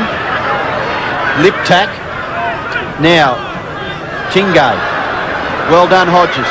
Marshall. Jamieson. Jamieson shot for goal. Could be his fourth. Oh, he misses. 3 goals, 2 to Rob Jamieson. He'll be suffering from a cold. He should have one every week. He's playing well. But all the attacking Adelaide's way at the moment, Robbo. Incredible, isn't it? Melbourne, if they do get it down to their forward line, they will have a very open forward line because most of the players to the Adelaide attacking side of the ground. Bryce kicks in. Good long kick again. Steins looks for the hand pass. Obst, one over the top. This is Pickering. A nice sidestep. Schwartz, and then he runs into trouble. He got out of it well, maybe luckily. Long kick by him up towards Jakovic, who should mark. Is he off? He was certainly thinking about it, but there was no future in playing on because he's well within kicking distance and he should be able to bring up his 3rd goal. Good skills by the big bloke there, David Schwartz. He's pretending to give that hand pass out. It looked a little bit dangerous, you think, Robbo, do you? A little bit flashy. Well, I may have been unkind to him. I said it was, he did it luckily, he did it well in the end.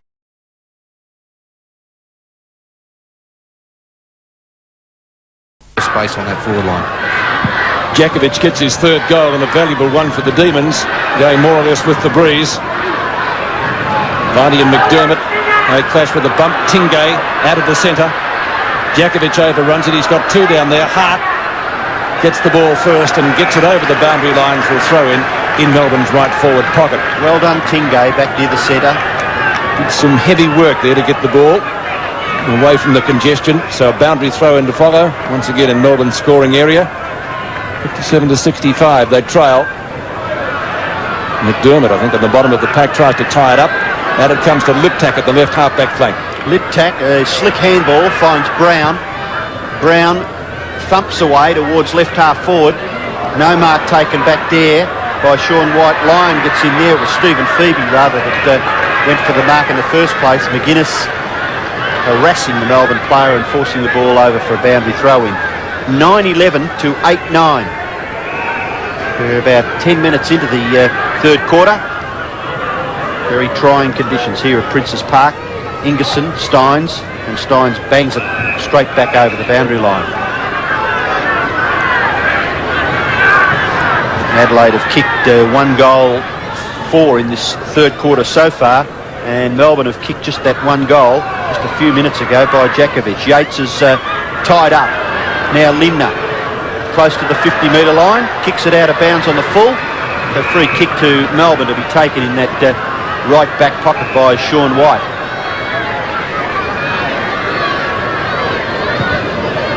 Not a bad kick by White out towards half-back.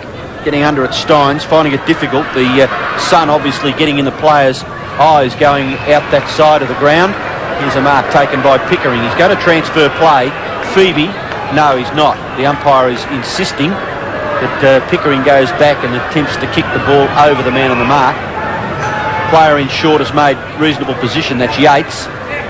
No one to kick it to. Pretty statuesque in the middle. Yes, the Melbourne fans down in front of us are becoming a little frustrated, I feel. Kick towards half-forward. Schwartz has taken a fantastic mark in a pack of 4 players. Yes, he looks a good prospect, doesn't he, Schwartz? Short kick is on. Pickering has made good position. He was nearly off. No, says the umpire. Did not go over the man on the mark. Now calls play on. Unbelievable. Pickering. Kick inside 50 metres. No mark taken. Away goes Liptak. And he runs away from the back pocket and thumps it towards half-forward. Yates gets back for Melbourne. Handballs it back to Steins, who fumbled it. Chance now for Ingerson, but Lyon chips in, away to Pickering. He sums it up pretty well and kicks it directly towards centre forward. Bennett, a good punch, but there's no one home. First one back, McDermott, and McDermott does it nicely. The little kick, Hart brought to ground, but the advantage is paid. Tasker goes away, gives it wider to Tregenza. Tregenza on right centre wing, kicks it towards full forward. Marking contest, the ball comes free. Bryce is there for Melbourne and will clear a long high kick straight to the arms of Tregenza. Well, he's picked up a few kicks on the wing today. Got great speed. Bryce turning it over for Melbourne. Tregenza from right centre wing. 2-on-1. Marking contest. Jamieson tries to get it clear. Maynard's out there. Hodges had it and lost it. Liptak off the ground. Phoebe. And it's Bryce again. Mark taken by Howard. Howard had left half-back. John Howard can get the Demons clear, decides to run on. Then he took the ball over the boundary line. He's looking for Stretch, and this time finds him. It's a free kick anyway. Stephen Stretch.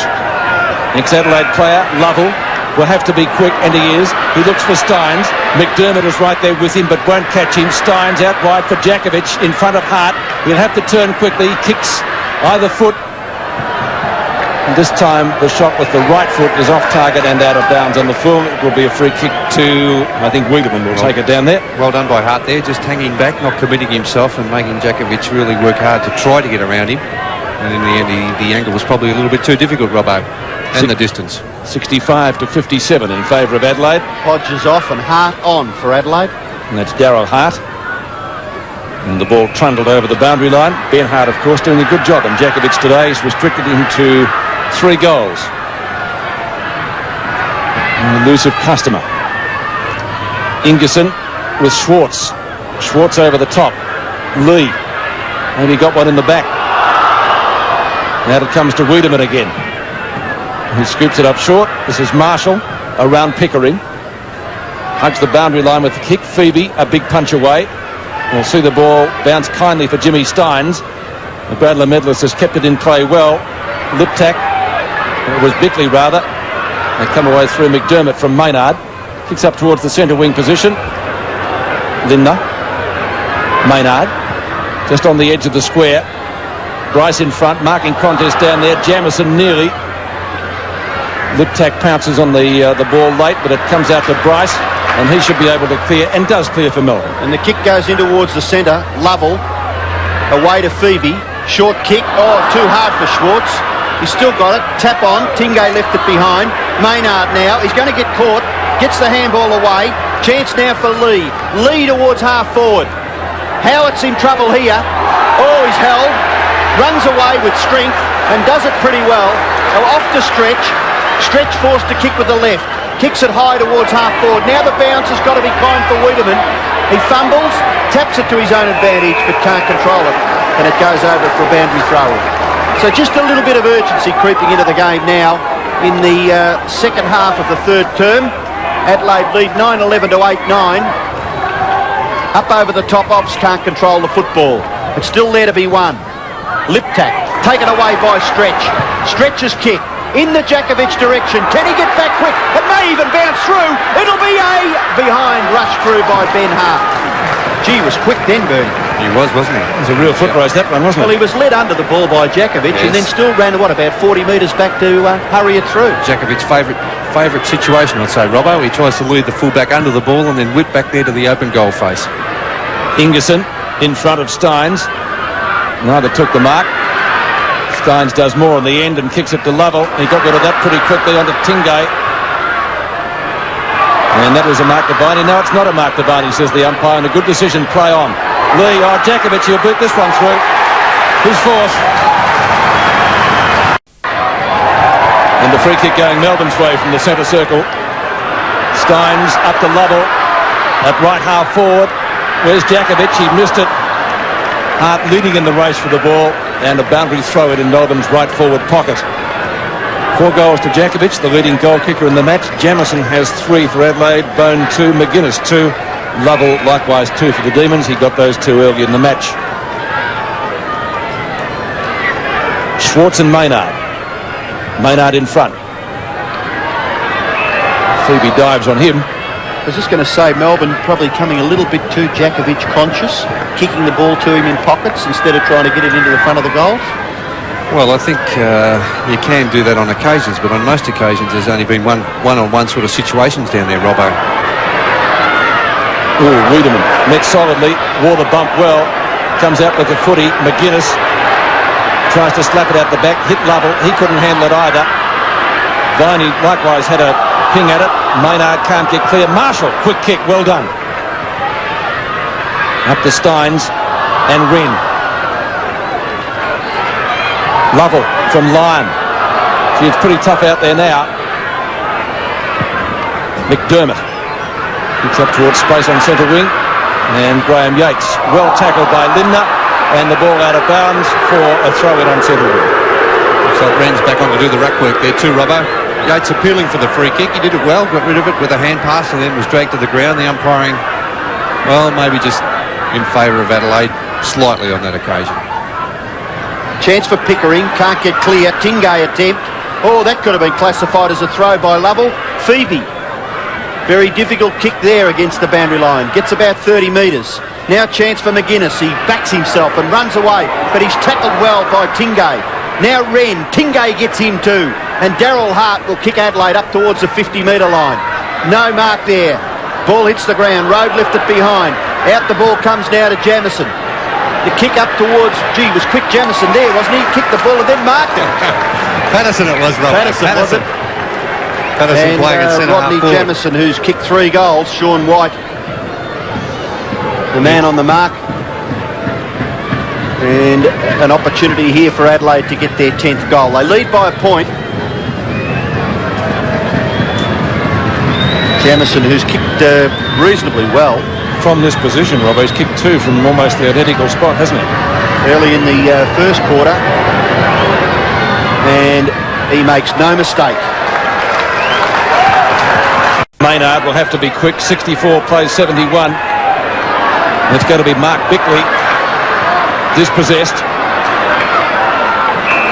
And now finally for Melbourne, it's Tingay who kicks up towards half forward. Djakovic and Hart. Great battle between those two. Melbourne fans looking for a free kick, and he's going to get it, Djakovic. I'm sure he threw himself to the ground there, Djakovic, when he realised Hart was right on his tail.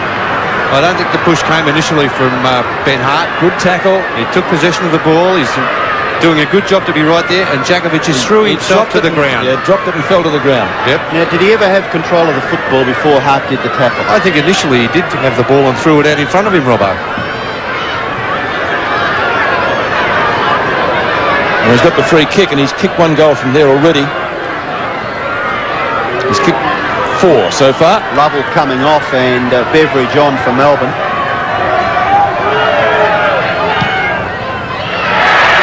Goal umpire has not moved. Alan Jakovic, 5 goals. Gee, that's a good kick. Excellent kick from, you make up your own mind on the decision, 1 point the difference. Just with distance, Bernie, and then accuracy, wasn't it? Yeah, oh, it was an amazing kick for goal. Right on the 50-metre line, just about.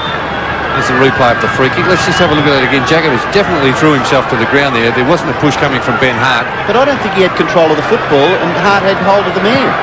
Well, difficult situation there, Robbo. I think just too early to pay the free kick there from the umpire. Yates now for Melbourne. Kicks it wide. Beveridge a chance. Little bit of Tiggy Touchwood stuff there, looking for the free kick against Lee. But the umpire allowing play to go on, eventually calling for a boundary throw-in. Jakovic has kicked all of Melbourne's 3 goals in this third quarter. Steins and Wren. Wren gets the front position. Steins gets the fist to the ball. Brown arguably tackled high. A play on call. Wiedemann and Obst. Good tackle, Pickering. Obst off the ground again. There is a whistle, and it's going to be for... Unbelievable. Wiedemann should have got one earlier. Oh, that is the weakest free kick I've ever seen. Did win the Brownlow. Oh, that's not Brownlow medalist, Robbo. Come on. Beveridge, who, as we mentioned, has just come back onto the ground. Love it. Could be a purple patch for Melbourne if he can goal here. Gets around Hart. Kick on its way. Won't be a score. In fact, hit the behind post or out of bounds on the full. And Chris McDermott will take the free kick. You always knew how to talk to the umpire. But that free kick there, Wiedemann was stuck between 2 Melbourne players, virtually patted Steins on the shoulder, and the umpire paid a free kick. McDermott's kick up towards the edge of the square. Stretch for just about goal from there. It's a beautiful kick. He'll get the distance. The accuracy leaves a little to be desired. And so the scores are level at Princes Park. I tell you what, I think Stephen Stretch, when he saw the open spaces, he galloped beautifully towards goal. There wasn't a hand pass forthcoming. No way. Tasker's short kick into the pocket. McDermott. Tasker looking to get it back, and McDermott gave it to him. He's going to be forced to kick with the left. High. Well out towards the wing. No mark taken. Good roving of the pack by Marshall. Kick in towards the half-forward area. No mark taken. Lindner can't control the footy. In goes Maynard. Oh, Tingay's got him. No, he hasn't. He gets the handball away. Wide to Lindner's advantage as we see Obston Brown in the foreground having a bit of a dust-up. Now the ball towards centre-half forward for Adelaide. Jamieson! He's got it! What a great mark! Had the run at it, and he's now taken 7 very, very good grabs. And a pretty good opponent too here. Peter, sorry. I was watching the fight with through the glasses, and there were a couple thrown behind play. Scores a level, but have a look at that. Oh, he's that a good would player, be isn't he, Robbo? Mark of the year so far in the 3 games we've seen. So you get carried away very easily. My word, I think that was a beauty. Mark of the year, come on. Well, we've only seen 3 rounds, but Jamieson has kicked 4, and I think he's missed. So won't go on record as a mark and goal, unfortunately, for Rod Jamieson, but Adelaide lead by that kick, 10-12 to 10-11. And under 3 minutes left in the third quarter. Paul Bryce will kick in again. With the breeze to the outer side. Players shield their eyes from the sun. They're hard to mark out there at the moment. Obst tackled well by Marshall. Good tackle applied by Lindner, but the ball spills free. Todd Viney has the ball close to the boundary line. Gets around Darryl Hart. Maynard, will the ball sit for him? It does. Might have to go across goal. This is going to be dangerous. They've got to mark this Adelaide, and they do. McDermott gets underneath it. Gives out the hand pass pretty quickly. Tingay, excellent tackle. Bennett tries to tap the ball further forward. Hart will try to get it out, and it's tied up inside the square. We'll see a bounce about 60 metres from goal.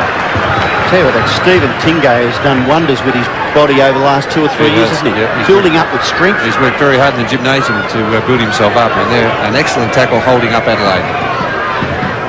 So bounce. Schwartz up high. And McDermott not going anywhere with that. He's played well, Chris McDermott. He's had something like 16 or 18 kicks. Don't see him put in too many bad ones, Robbo, do you? Really? No, my word. His stats 16-11, Robbo, 27 posies. Viney tried to beat the tackler. And the umpire giving him the benefit of the doubt. So the Crows making about 10 metres. Ball up just wide of the centre circle. The clock ticks down to three-quarter time. A goal here for either side would be invaluable. McDermott, Wiedemann missed it. The hand pass a little bit too slick. It might have deflected. Lee tries to pin it. There's a free kick going Melbourne's way. It's going to be taken by Pickering. So this is a vital passage of play. As I said, as the clock ticks down to three-quarter time, a goal here would be invaluable. He's gone for the spiral punt. Stein's in the goal square and off the hands. Once again, that rush behind will level the scores. So 10 goals, 12 each, with only seconds to play before the bell. Tasker. Well, we'll have an interesting 30 minutes confronting us. The last term, Tasker's short kick finds Bickley, centre half back, handballs it away to Darryl Hart. He in turn looks for Ben Hart, wide on the wing. Stretch, helped out. Yates has read it beautifully. Little kick by Yates. It'll be marked. It is by Lamprill. In towards full forward, marked to Djakovic. And a great example of you must play the whole of the quarter. Adelaide look as though they may have just relaxed in the last 30 or 40 seconds. Melbourne have gone right on with it. Now they have a chance to, well, certainly they'll hit the front. Any sort of a score here by Djakovic. The scores are level at the moment. But a goal could prove to be important in the final analysis. His kick, he misses to the left. So Djakovic has now kicked 5 goals, 3 as the siren sounds to end the third term. And that score gives Melbourne the lead by 1 point. They're 10-13, 73. Adelaide are 10-12, 72.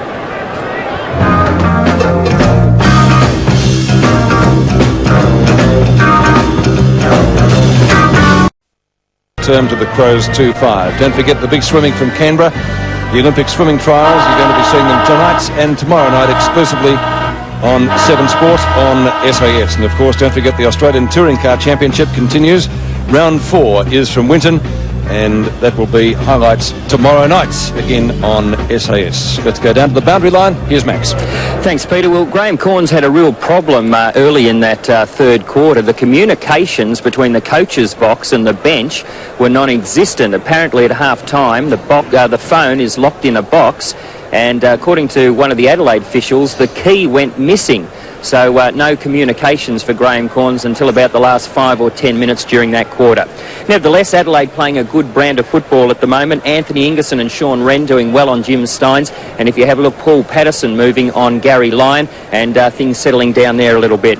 Corns made the point that if Adelaide is any good, it can take out this game. They've only got 1 quarter of football to play. They lost against Footscray at home. That was a bad blow for the Adelaide Crows. They can get that win back by beating Melbourne here at Princes Park, and he believes they definitely can do it. Thanks, Max. 2 of the matches being played today. And let's check the scores at three-quarter time at Victoria Park. Collingwood 12-12, leading the Sydney Swans 8-14. And North Melbourne 7-12. They've just kicked another goal early in the final quarter, trailing Hawthorn 12-12 at three-quarter time. Hawthorn kicking 8 goals in the third quarter after trailing by 2 at half-time. And of course, don't forget, you'll see a replay of the Collingwood-Sydney game immediately following the conclusion of the match here at Princes Park. Now, set for the final quarter. It's going to be a pretty interesting one. 1 point the difference. And I think fitness is certainly going to play a part, isn't it, under these very oppressive conditions? It'd be a game, man, to try and predict a winner, Bernie. Well, I couldn't pick it from here, Robbo. It's both sides have really put in 100%. It's the luck fluctuated. Of the draw, isn't it? Luck of the draw. It has fluctuated one way to the other. Adelaide, first half of that third quarter, did everything right. Then Melbourne coming back to hit the front by 1 point at three-quarter time. So it's the team with the most will, the team that wants to win the most, is prepared to do the running, the hard things, that will come out on top. And Brett Lovett, one of the leaders of the team at Melbourne, starting the last quarter on the bench, as is Bruce Lindner for the Crows.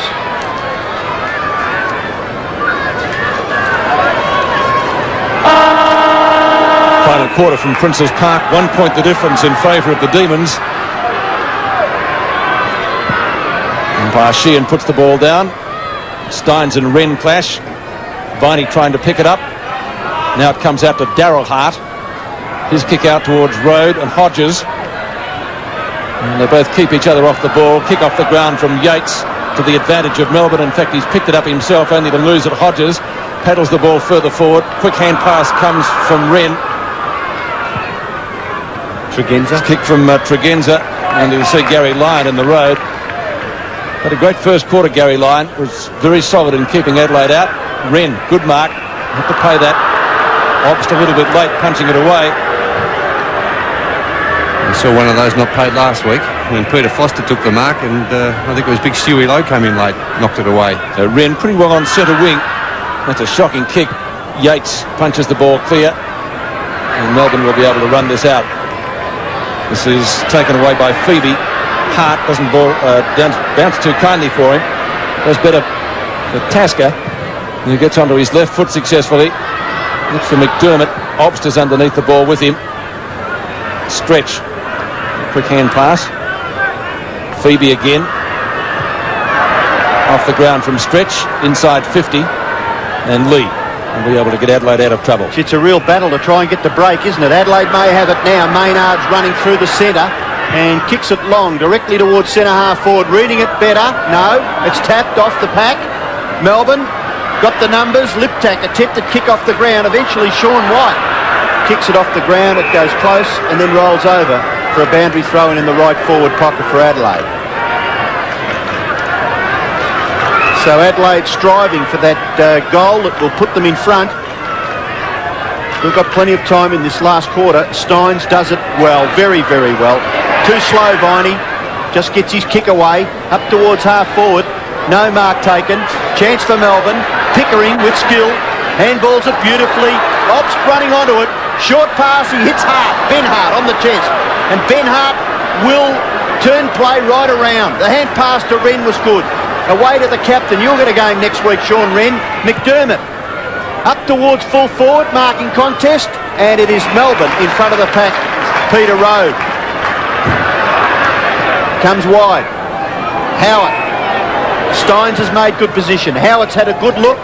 Lovett just come on the ground. Melbourne have got the numbers. Will it bounce kindly for Steins? He just keeps it in. No, he doesn't. Well, it looked as though he may have kept it in, but the boundary umpire has seen fit to throw it in just forward of centre wing in Melbourne's attacking half. So boundary throw in next to the interchange area. Oh, that was flipped out, almost a throw. Lamprell, kick well smothered. Ball socket off the ground by Phoebe, and it's out of bounds. Yeah, great smother there by Bickley. The kind of desperation that Adelaide needs in this last quarter. Melbourne fans finding a bit of voice. I wonder if they can barrack their side over the line. Wren taps down. Lamprell overruns it. McGuinness. Good tackle. Sees the ball spill from his hands and out of bounds again, but probably gaining about 3 or 4 yards. Wren and Schwartz. Schwartz goes down, and he might get a free kick out of it. He will.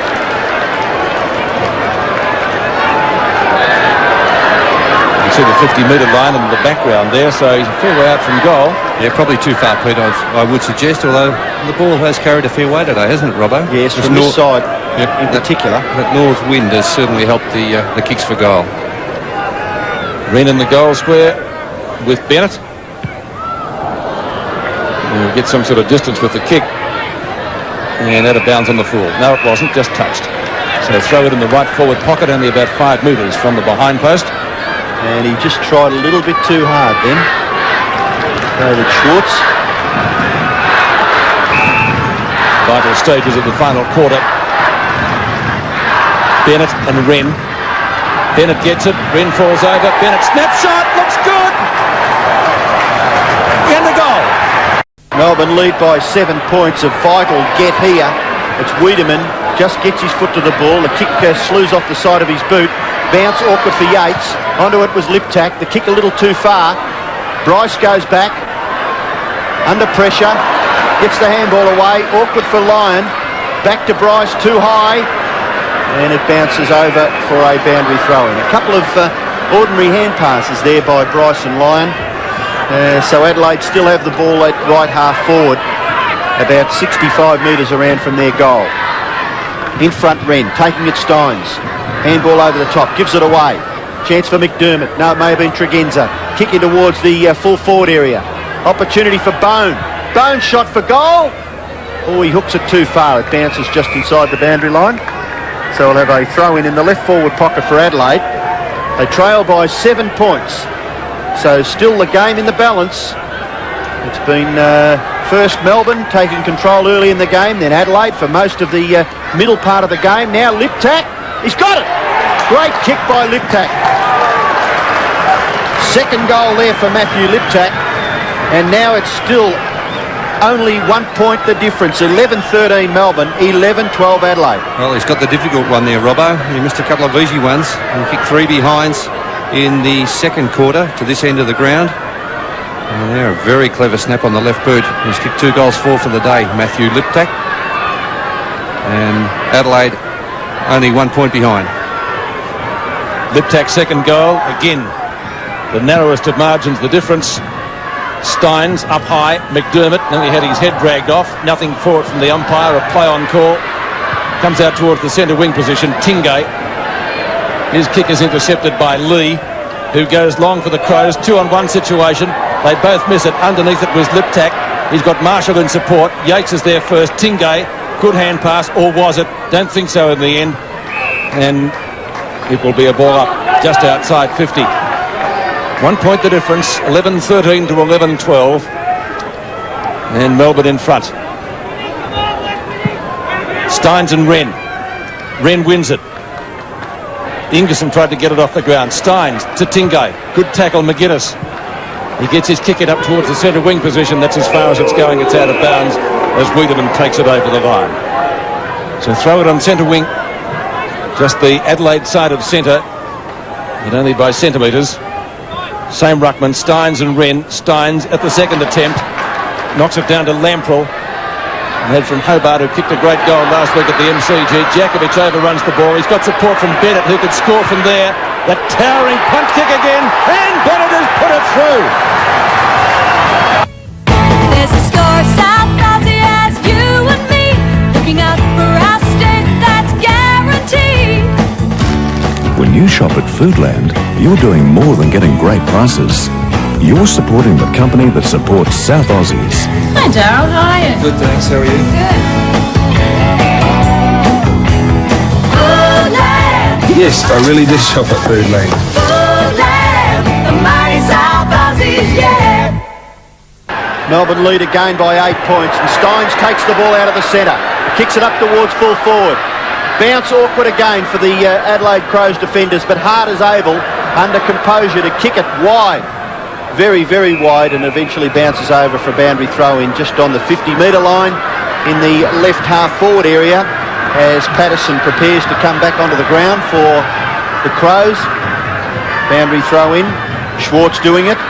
Ball comes to the back, Lee for Adelaide. Kicks it back towards the wing, bounces awkward, it nearly goes back towards Melbourne's goal. In there is Tregenza, hand pass is not bad, away to Liptak. Liptak in towards the centre, Brown's in trouble, he's going to get run down, Howard, but he got his kick away. But still, the ball is at centre half forward, a free kick is going to Melbourne, advantage was paid. Yates will run away with the football, sizes up the situation and kicks it very, very wide. Viney, he's got 2 against 1. Don't know whether Yates' kick was all that good in that circumstance. Now Adelaide will turn defence into attack. Tregenza goes over the top to Darryl Hart. He's got time to bounce. Yes, the umpire's seen it, Robbo. There's a free kick down the field. Bryce was hanging on to Jamison's Guernsey and well spotted by the umpire. I just looked back there to see what was going on, and clearly Bryce had Jamison by the Guernsey. Well, Jamison now has the free kick. The ball was certainly with Adelaide back towards the centre of the ground, but now Jamison certainly a chance to kick a goal. He's kicked 4. Jamison kicks, and he's kicked 5. So Adelaide just clawing at the Demons' heels. They trail by just 1 point, 12-13 to 12-12, and we're about 1/3 through this last term. Well, that could be a crucial free kick coming against Paul Bryce, being paid against him. Jamison 5 goals, 3.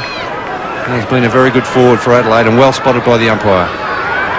5 goals to Rod Jamison, the thriller at Princes Park. As we come back into the centre, Wren gets the tap out. And the Crows manfully trying to work it forward. Tregenza, clear of Howard, kicks up towards full forward, only to see the ever-reliable Sean White in the road. White brings it towards the member stand side. Gary Lyon It's more or less a kind bounce. No one running with him, and so the skipper goes up towards centre wing. He's got Pickering, and Pickering, as usual, takes the mark. This is Lovett. Centering kick from him. Bennett the target, couldn't take it. Jakovic and Hart. Bickley. Long hand pass. Can the Crows come away with the football? They do. Tregenza. Inside 50. Adelaide play a cop one, just trying to see who it is through the glasses. Here's a chance for a goal to Bone if he can get there early, and it races through for only one behind. The Sun making it very difficult for forwards at that end of the ground, Robbo. Jamison. They all seem to... Sorry, Bernie. Yeah, they all seem to lose sight of that one, the ball coming into that forward line. Yes, Jamison got a nasty one in the head. He's looking a little proppy at the moment, standing on the mark. In fact, he's calling to the trainers.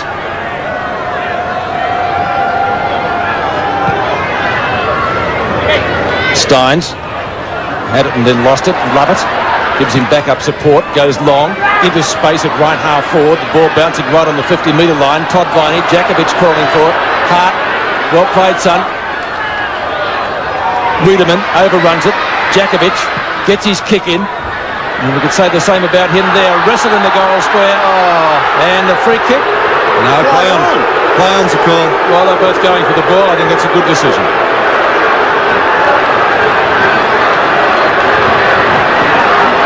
Let's take a look at it again. They both had their eyes on the ball, didn't they, Bernie? No, Tasker's pulled him to the ground. Oh, 6 to 1 half a dozen, Robbo, that one. Obst, snapshot.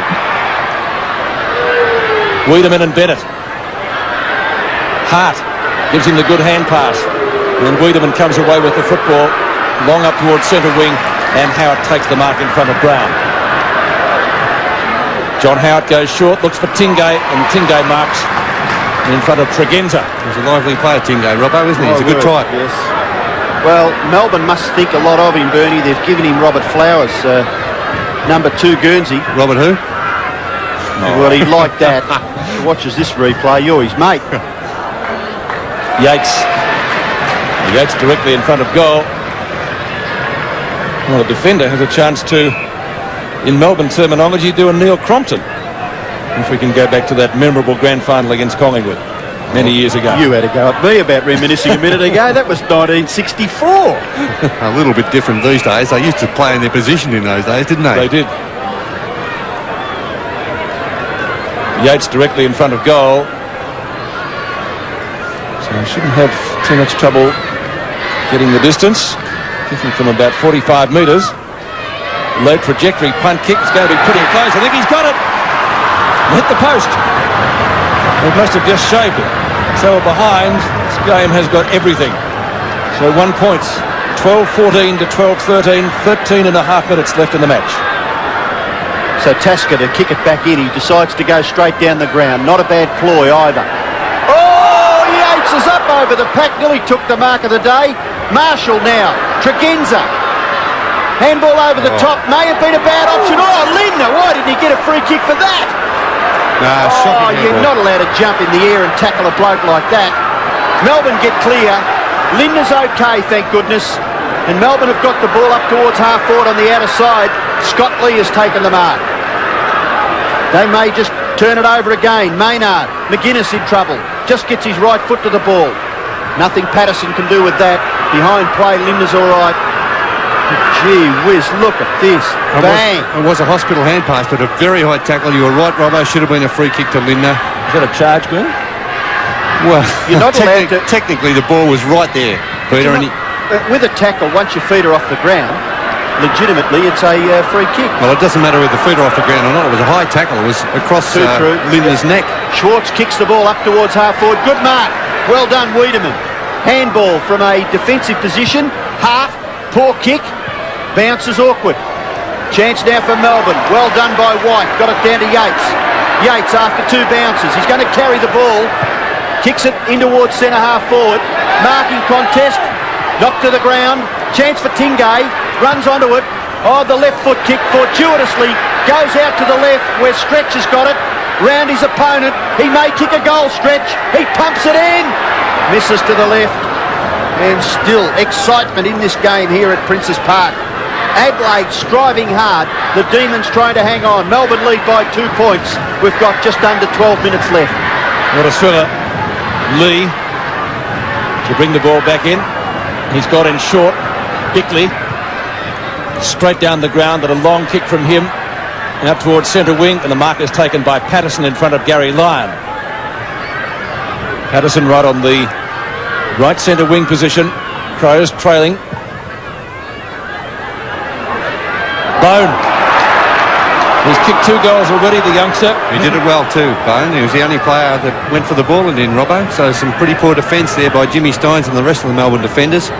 Just relying on each other to do the job, and we certainly can't do that in desperate situations. And we have a desperate situation now, certainly. The youngster has kicked 2 from South Adelaide. First game. Right on 50. He doesn't like it. And only 1 behind.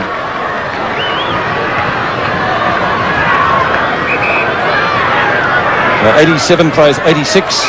Under 11 minutes left in the match. Road kicks in for Melbourne to the outer side. Oh, a great diving mark taken by Stretch. That was an excellent effort. Lyon, one-handed and a juggle. Good shepherd by Pickering as he goes down looking for Viney. Couldn't take the mark. McDermott. Hit it. Did he have possession of it, Robbo? Because the Melbourne player... The ball came out with a throw, isn't he? The Melbourne player had him by the arm. I think it was against Bickley. And the ball's coming back. And let's take a look at it again. Here it is. The Adelaide player with the ball, and it just spilled out, and that is another shocking decision. Yeah. Melbourne have made a change. Yates is off the ground, and Lovell is on as the free kick out there is with Todd Viney. Well, I wish the umpire probably wishes at times they could have a look at the replay. You'd have to say all but deserved, wouldn't you, after that? Well, the player's looking very, very weary now all over the ground, so it'll be a test of mental strength the last few minutes. Scott Lee has the free kick in the right back pocket for Adelaide. 87 to 86, Melbourne in front. Melbourne lead by just 1 point. Scott Lee in short. Mark taken by Bickley. Goes back to Lee. Well done, Scott Lee. He's gathered about 60 metres. He still hasn't even kicked it. Now he has, and the ball is now at centre-half forward. No mark taken. Melbourne under pressure at centre-half back. Howard, Tingay. Tingay's got plenty of space. 1 bounce, a second, could go again, a third, can go again, 4. Now a short kick, no. He's going to pump it in towards the full forward area. It's on behind. No mark taken. Still the ball in a winnable position. Melbourne have got the numbers. Kick off the ground. Bennett again. No, he's missed. 3 goals, 3 to Darren Bennett.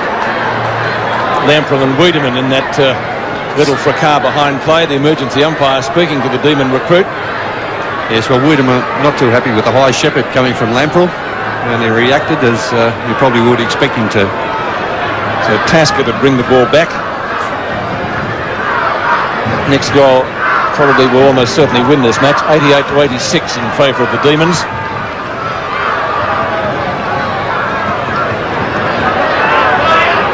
Once we've got the football return. Some pretty tired bodies out there at the moment. New ball coming out. And gee, it's a testament to the players' fitness that they can continue on at this pace in conditions like this. You should expect 30-degree temperatures for pre-season practice matches, but getting into April now. It wasn't this hot in the cricket season, Pete. No, it wasn't, Bernie, you're right. And we had floods in the middle and early part of January. And he went up on the weather report. Howard was the flyer. And he's been paid the mark by umpire Brian Sheehan. A mark. Well, that's charitable. Amazing. Lovell. Bennett couldn't take the mark. Lee overruns it. Chance for Tingay onto the left foot, and the snapshot is off target. It'll be out of bounds on the full, and the free kick will go to Adelaide in the person of Sean Tasker. Gee, if Tingay could have kept that off, it would have been a great passage of play. Adelaide kick it back towards half-back. The mark out there is taken by Bickley. Always having a go is Mark Bickley at ground level, and there he takes the mark at half-back and kicks it towards centre wing. Marking contest. Steins, no, over the top. A good grab by Bone. That's 50 metres, surely. It's not paid. It's not paid, but technically that's a 50-metre penalty. Bone, short kick. Brown marks. Still outside scoring distance. Quickly kicks it in towards the full forward area. Steins gets back and marks in front of Jamison where all good ruckmen should be. Back there in front of the full forward. There was nowhere that Jamison could go. They're going to transfer play. Todd Viney, there's no one to kick it to, so he's going to have to run on and now thump it long. No, he kicks it in short, close to the boundary line, and Lamprell does it well in the finish. Wiedemann, tough, hard, straight at the footy. I was going to say a bit of feeling between these two, Lamprell and Wiedemann. Boundary throw in just forward of centre wing in Adelaide's attacking half. They trail by 2 points. Time ticking away for Adelaide. Chance now for Melbourne. Pickering can't do much with it, but at the second attempt he does. 35 to 40 metres up towards the half-forward area. Maynard's going to get run down. Still 3 men there for Melbourne, trying to force the ball forward. Tingay Wiedemann over the top. Now Marshall bounces nicely.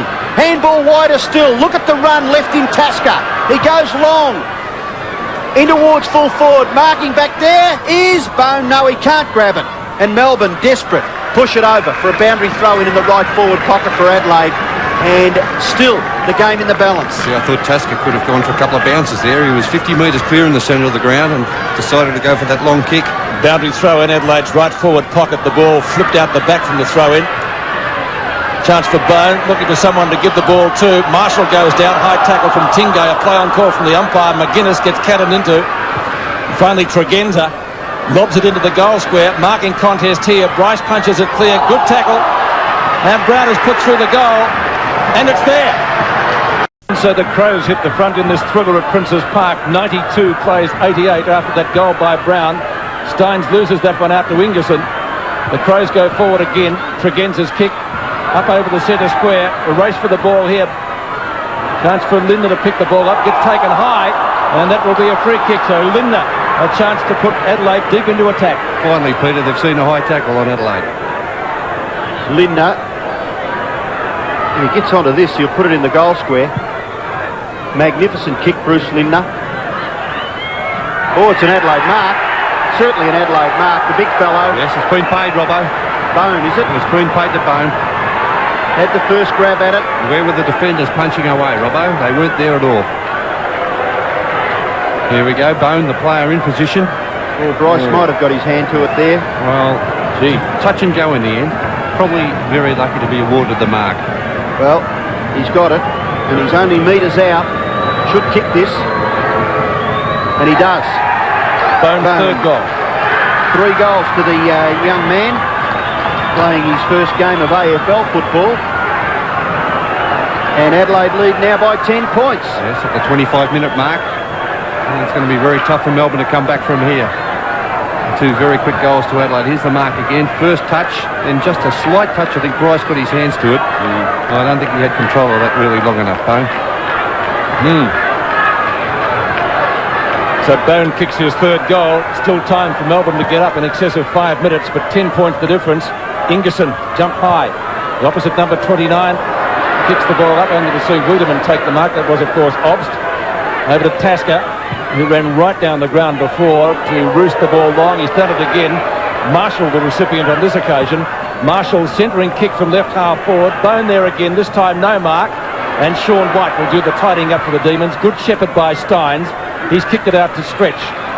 Stretch on the point of the square. Desperation time for Melbourne if they're to steal this game. Schwartz up high, went one-handed, couldn't take the mark. Is that a free kick? No. To Adelaide, it's okay. They're looking a bit ragged now, Melbourne, Pete. And McDermott. Brett Lovett off the ground again, replaced by Beveridge. And they're going to retain possession. He kicks it back to Tregenza, to Lee, I should say. Lee right on the boundary line. Schwartz giving chase. And you have time for Scott Lee. Play on call. Pickering came and spoilt well. And out of bounds in front of Liptak and Todd Viney. So a boundary throw in right half forward flank for the Crows. Time ticking down. 4 minutes left in the match. 10 points the difference. Adelaide leading. They have the ball at right half forward. Boundary throw in. Schwartz doing the ruck work. Ball still there. Ingerson. Away he goes to McDermott. McDermott's kick towards full forward. Road marks. Now they're very, very desperate. Quick kick. Lyon. He's got to play on. He does. not bad either. Tingay, they've got to get a goal out of this, Melbourne, if they're going to make the result in their favour. The kick into the pocket, no mark.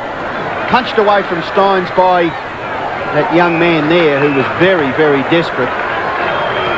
Ingerson, who's doing the tagging on Jimmy Steins, and a good move by Graham Corns to put the very mobile Ingerson on the big player Steins. And he did well with the ruck contest there. Wiedemann comes away with the football. He's played a terrific game, Wiedemann. Across that half-back line. Bounce a little awkward there. Road has got it. Kicks it back to within scoring distance. No mark taken. Ball still at half-forward. Pickering. Tackle not bad. Hart tidies up for Adelaide. That's Ben Hart. Handball over the top to Tregenza, who's been very productive on the wing. He's had something like 28 possessions. Ball on centre wing. Bone. Desperate stuff by White. Handball's back in towards the centre. Beveridge has got the football. Kicks it to inside the 50-metre line. Steins marks. Maybe a little too far out to score. A look of urgency on Jimmy Steins' face. He runs around. No one on the mark. He goes for goal. Steins' kick. He hooks it. It's out of bounds on the full. A shocker. Yeah, dear. Adelaide to take the free kick in the back pocket. Scott Lee. Might have been their last chance, Robbo. 2 minutes and 22 seconds left. The clock ticking down. Lee doesn't know that, but he knows he does have time on his side. Steins in front with Ingerson. Ingerson goes for the boundary line. Steins appealing for the mark. No, couldn't play that one. He's played well though, Jimmy Steins. Ingerson and Steins again with Schwartz. Beveridge. A quick kick up to Jakovic. Oh, Gather. Beautifully done. Obst on the run, kicks it goal. And 4 points. Melbourne get it out of the centre, up towards full forward. A real contest now. Lee can't control it. It's in Melbourne's left forward pocket. They got the ball away. The bounce was awkward.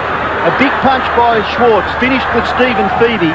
He kicked it up into that left forward pocket area where the marking contest, nothing came of it, but still a minute and a bit left. Chance for Lovell. Gets through onto the left foot. Kicks it into the pocket. Ben Hart. He's marked it right on the goal line. Hart, the youngster, who's done a pretty good job on Alan Jakovic today, although Jakovic does have 5. Clock ticking down, exactly 1 minute left in the match. Ben Hart. Long drop punt to the outer side. Huge pack of players out there. A demon ball. Lions kick. The umpire, has he played the mark?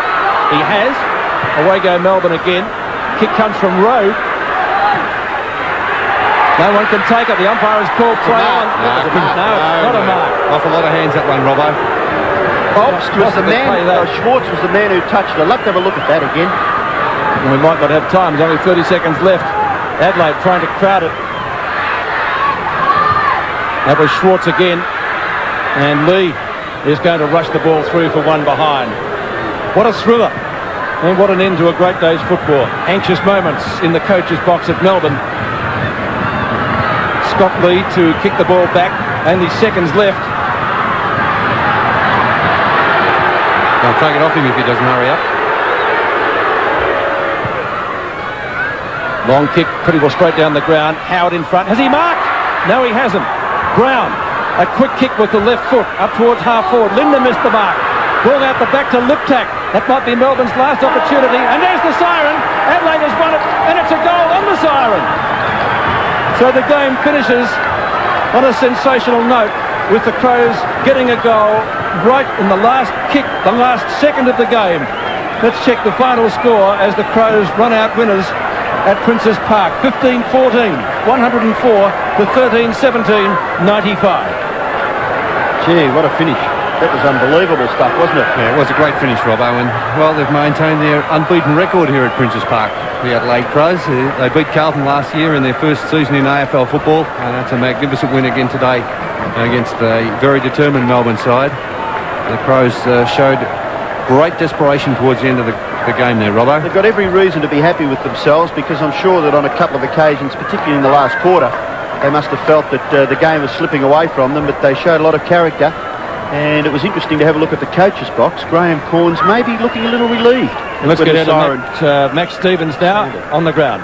Thanks, Peter. Well, with me, Randall Bone playing his first game. Now, what a way to start your AFL career. It's a good win, wasn't it? Hard fought, but everyone picked up in the last 10 minutes or so. It was really good. Well, when did you find out during the week that you were actually playing? Because it was kept a guarded secret. Thursday night at training, after training when they picked the final squad, that's when Okay, mate. Definitely, anyway. Okay, well done today. What did you have, about 5 kicks and 3 goals? You'd be more than happy with that. Yeah, something like that. Okay, well done. Thanks, Randall. Good on you, Max. Repeating the final score, Adelaide victorious 15-14 to 13-17. We'll take a break from Princes Park, back in a moment.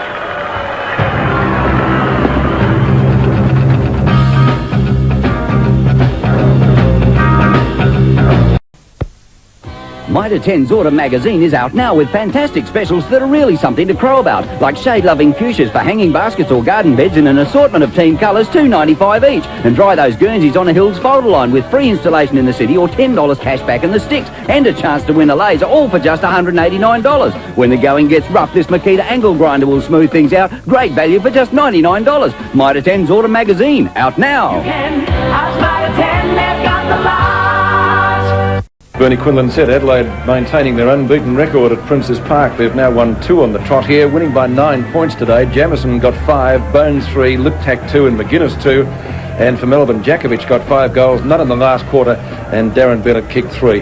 So a thrilling win to Adelaide. And I guess, gentlemen, to some degree at least, it makes up for losing that first game at home against Footscray at Football Park. Well, it was a shock loss, wasn't it, that one to Footscray, when they were certainly overrun by Footscray early in the game and then couldn't get back into it. But they fought back well today, didn't they, Robbo? And with some terrific commitment in that last quarter when the game was up for grabs, they certainly came through and did the job required of them. Well, I'd like to give credit to Tregenza. I thought he played a terrific game. Scott Certainly. Lee played very well in the back line.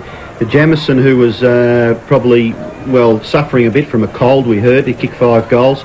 But I think their character was tested in the finish, and they showed some real strength there right at the end, Also, the last 10 minutes. Also, the 2 Supermax, McGuinness, who started off slowly, was under an injury cloud early in the week. He came through and had something like 30 possessions, along with the skipper, Chris McDermott, who had something like 30 possessions as well.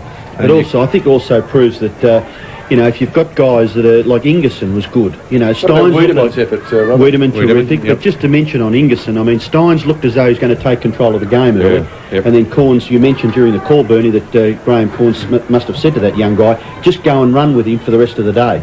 And he made Steins a fairly ineffective player. And Lyon was the same. I didn't quite pick up who played on Gary Lyon, but he started off like a very good player, and he didn't have a lot of effect. No, he drifted out a bit after quarter time, Gary Lyon. That's right. Patterson was brought on and also did a good job around the forward line, but overall, it's just a game where 30-degree sort of temperature. It's a side there where the commitment of both sides is really tested towards the end of the game.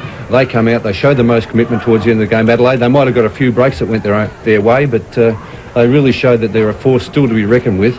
And Rob, I would think that that's probably gone a long way to erasing the loss against Footscray. How would you like to be a professional tipster, Pete? It's unbelievable, isn't it? Well, I think I got 1 today, and I've got about 5 so far, so I'm not going particularly well. But then again, might have a few mates. The SANFL reports with Max Stevens. Here he is. The Foundation Cup is South Australia's equivalent of the Foster's Cup, and this year Sturt stole the limelight. The Double Blues had finished bottom the last 2 years, but showed vast improvement to earn a grand final berth. However, Glenelg proved too strong in the final to win by 10 goals and clinch its 3rd night premiership. Coached by former North Melbourne Rover Kim Hodgman, the Tigers' victory has seen them touted as early premiership favourites. Boasting a strong forward line, including the much-travelled John Fidge and Crow Michael Murphy, Glenelg looks set to improve on last year's disappointing showing, where it missed the finals for the first time in 9 years. Reigning Premier North Adelaide picked up a few recruits, but will miss several key players early because of suspensions incurred after last season's bruising grand final. The Roosters are one of the most skillful sides in the competition, but could struggle up forward. Well, the King is back at West Adelaide. Neil Curley, who took the club to its last flag in 1983, is back as coach. The Bloods, who were last season's runners-up, pose the most damaging centre line in the competition, with Brisbane's Peter Banfield, Darren Carlson and Michael Kennedy. Port Adelaide has found its feet again after its failed AFL bid in 1990. The traditional powerhouse of South Australian football, the Magpies, lack key forwards and will rely heavily on former Collingwood captain Mark Williams, if you can believe it, playing at full forward. Last year's pacesetter South Adelaide looks certain to feature in the finals. The Panthers have a good blend of youth and experience, with youngsters Randall Bone and Chris Groom, and senior players like the 1991 Magarey medalist Mark Nailey. Norwood ended 1991 in good form but missed the finals. Loaded with exciting youngsters and featuring SA champions Michael Aish and Gary McIntosh, the Redlegs promise to return as a finals contender in 1992. Like their AFL namesakes, the Bulldogs should be a very competitive outfit in 1992, led by 35-year-old Greg Smith, the oldest player in the South Australian National Football League. Central District's emphasis on youth and its strong home ground advantage should give fans something to bark about. The Eagles finished fourth in their debut year but could find their second season much tougher. The club has recruited former Brisbane forward Andrew Taylor as he returns for his second stint in South Aussie football.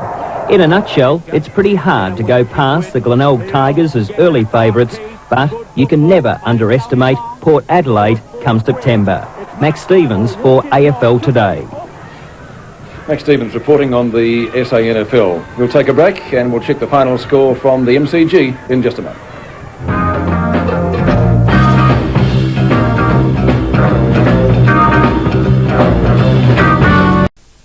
Here's another of the tip-top junior Camry Crows football tips. When marking overhead, leap off one leg and use the other leg and arms to gain extra lift. Keep your eyes on the ball, your fingers outstretched and your thumbs almost together. Use your fingers rather than your hands to grab the ball out in front. With a chest mark, it's important to keep your elbows in close and take the ball on the arms, guiding it to the chest. If you'd like to know more about becoming a tip-top junior Camry Crow, call the Adelaide Football Club during office hours. And welcome back to Princes Park. Two other games were being played today. We won't be giving you the final score of the Collingwood-Sydney Swans game because a replay coming up in just a few moments. But at the MCG today, the second game in front of the big new Southern stand, it saw Hawthorn defeating North Melbourne after they kicked 8 goals in the third quarter, and Hawthorn running out 14-17, 101 winners over North Melbourne 10-15, 75. So North Melbourne 1-1, Hawthorn 2-1 after 3 games. Let's go over to the studios of SAS now, and a very good afternoon to Andy Kay. Thanks very much, Pete. Well, a tremendous win by the Adelaide Crows, and I bet you there's plenty of people smiling in South Australia and not too many in Melbourne.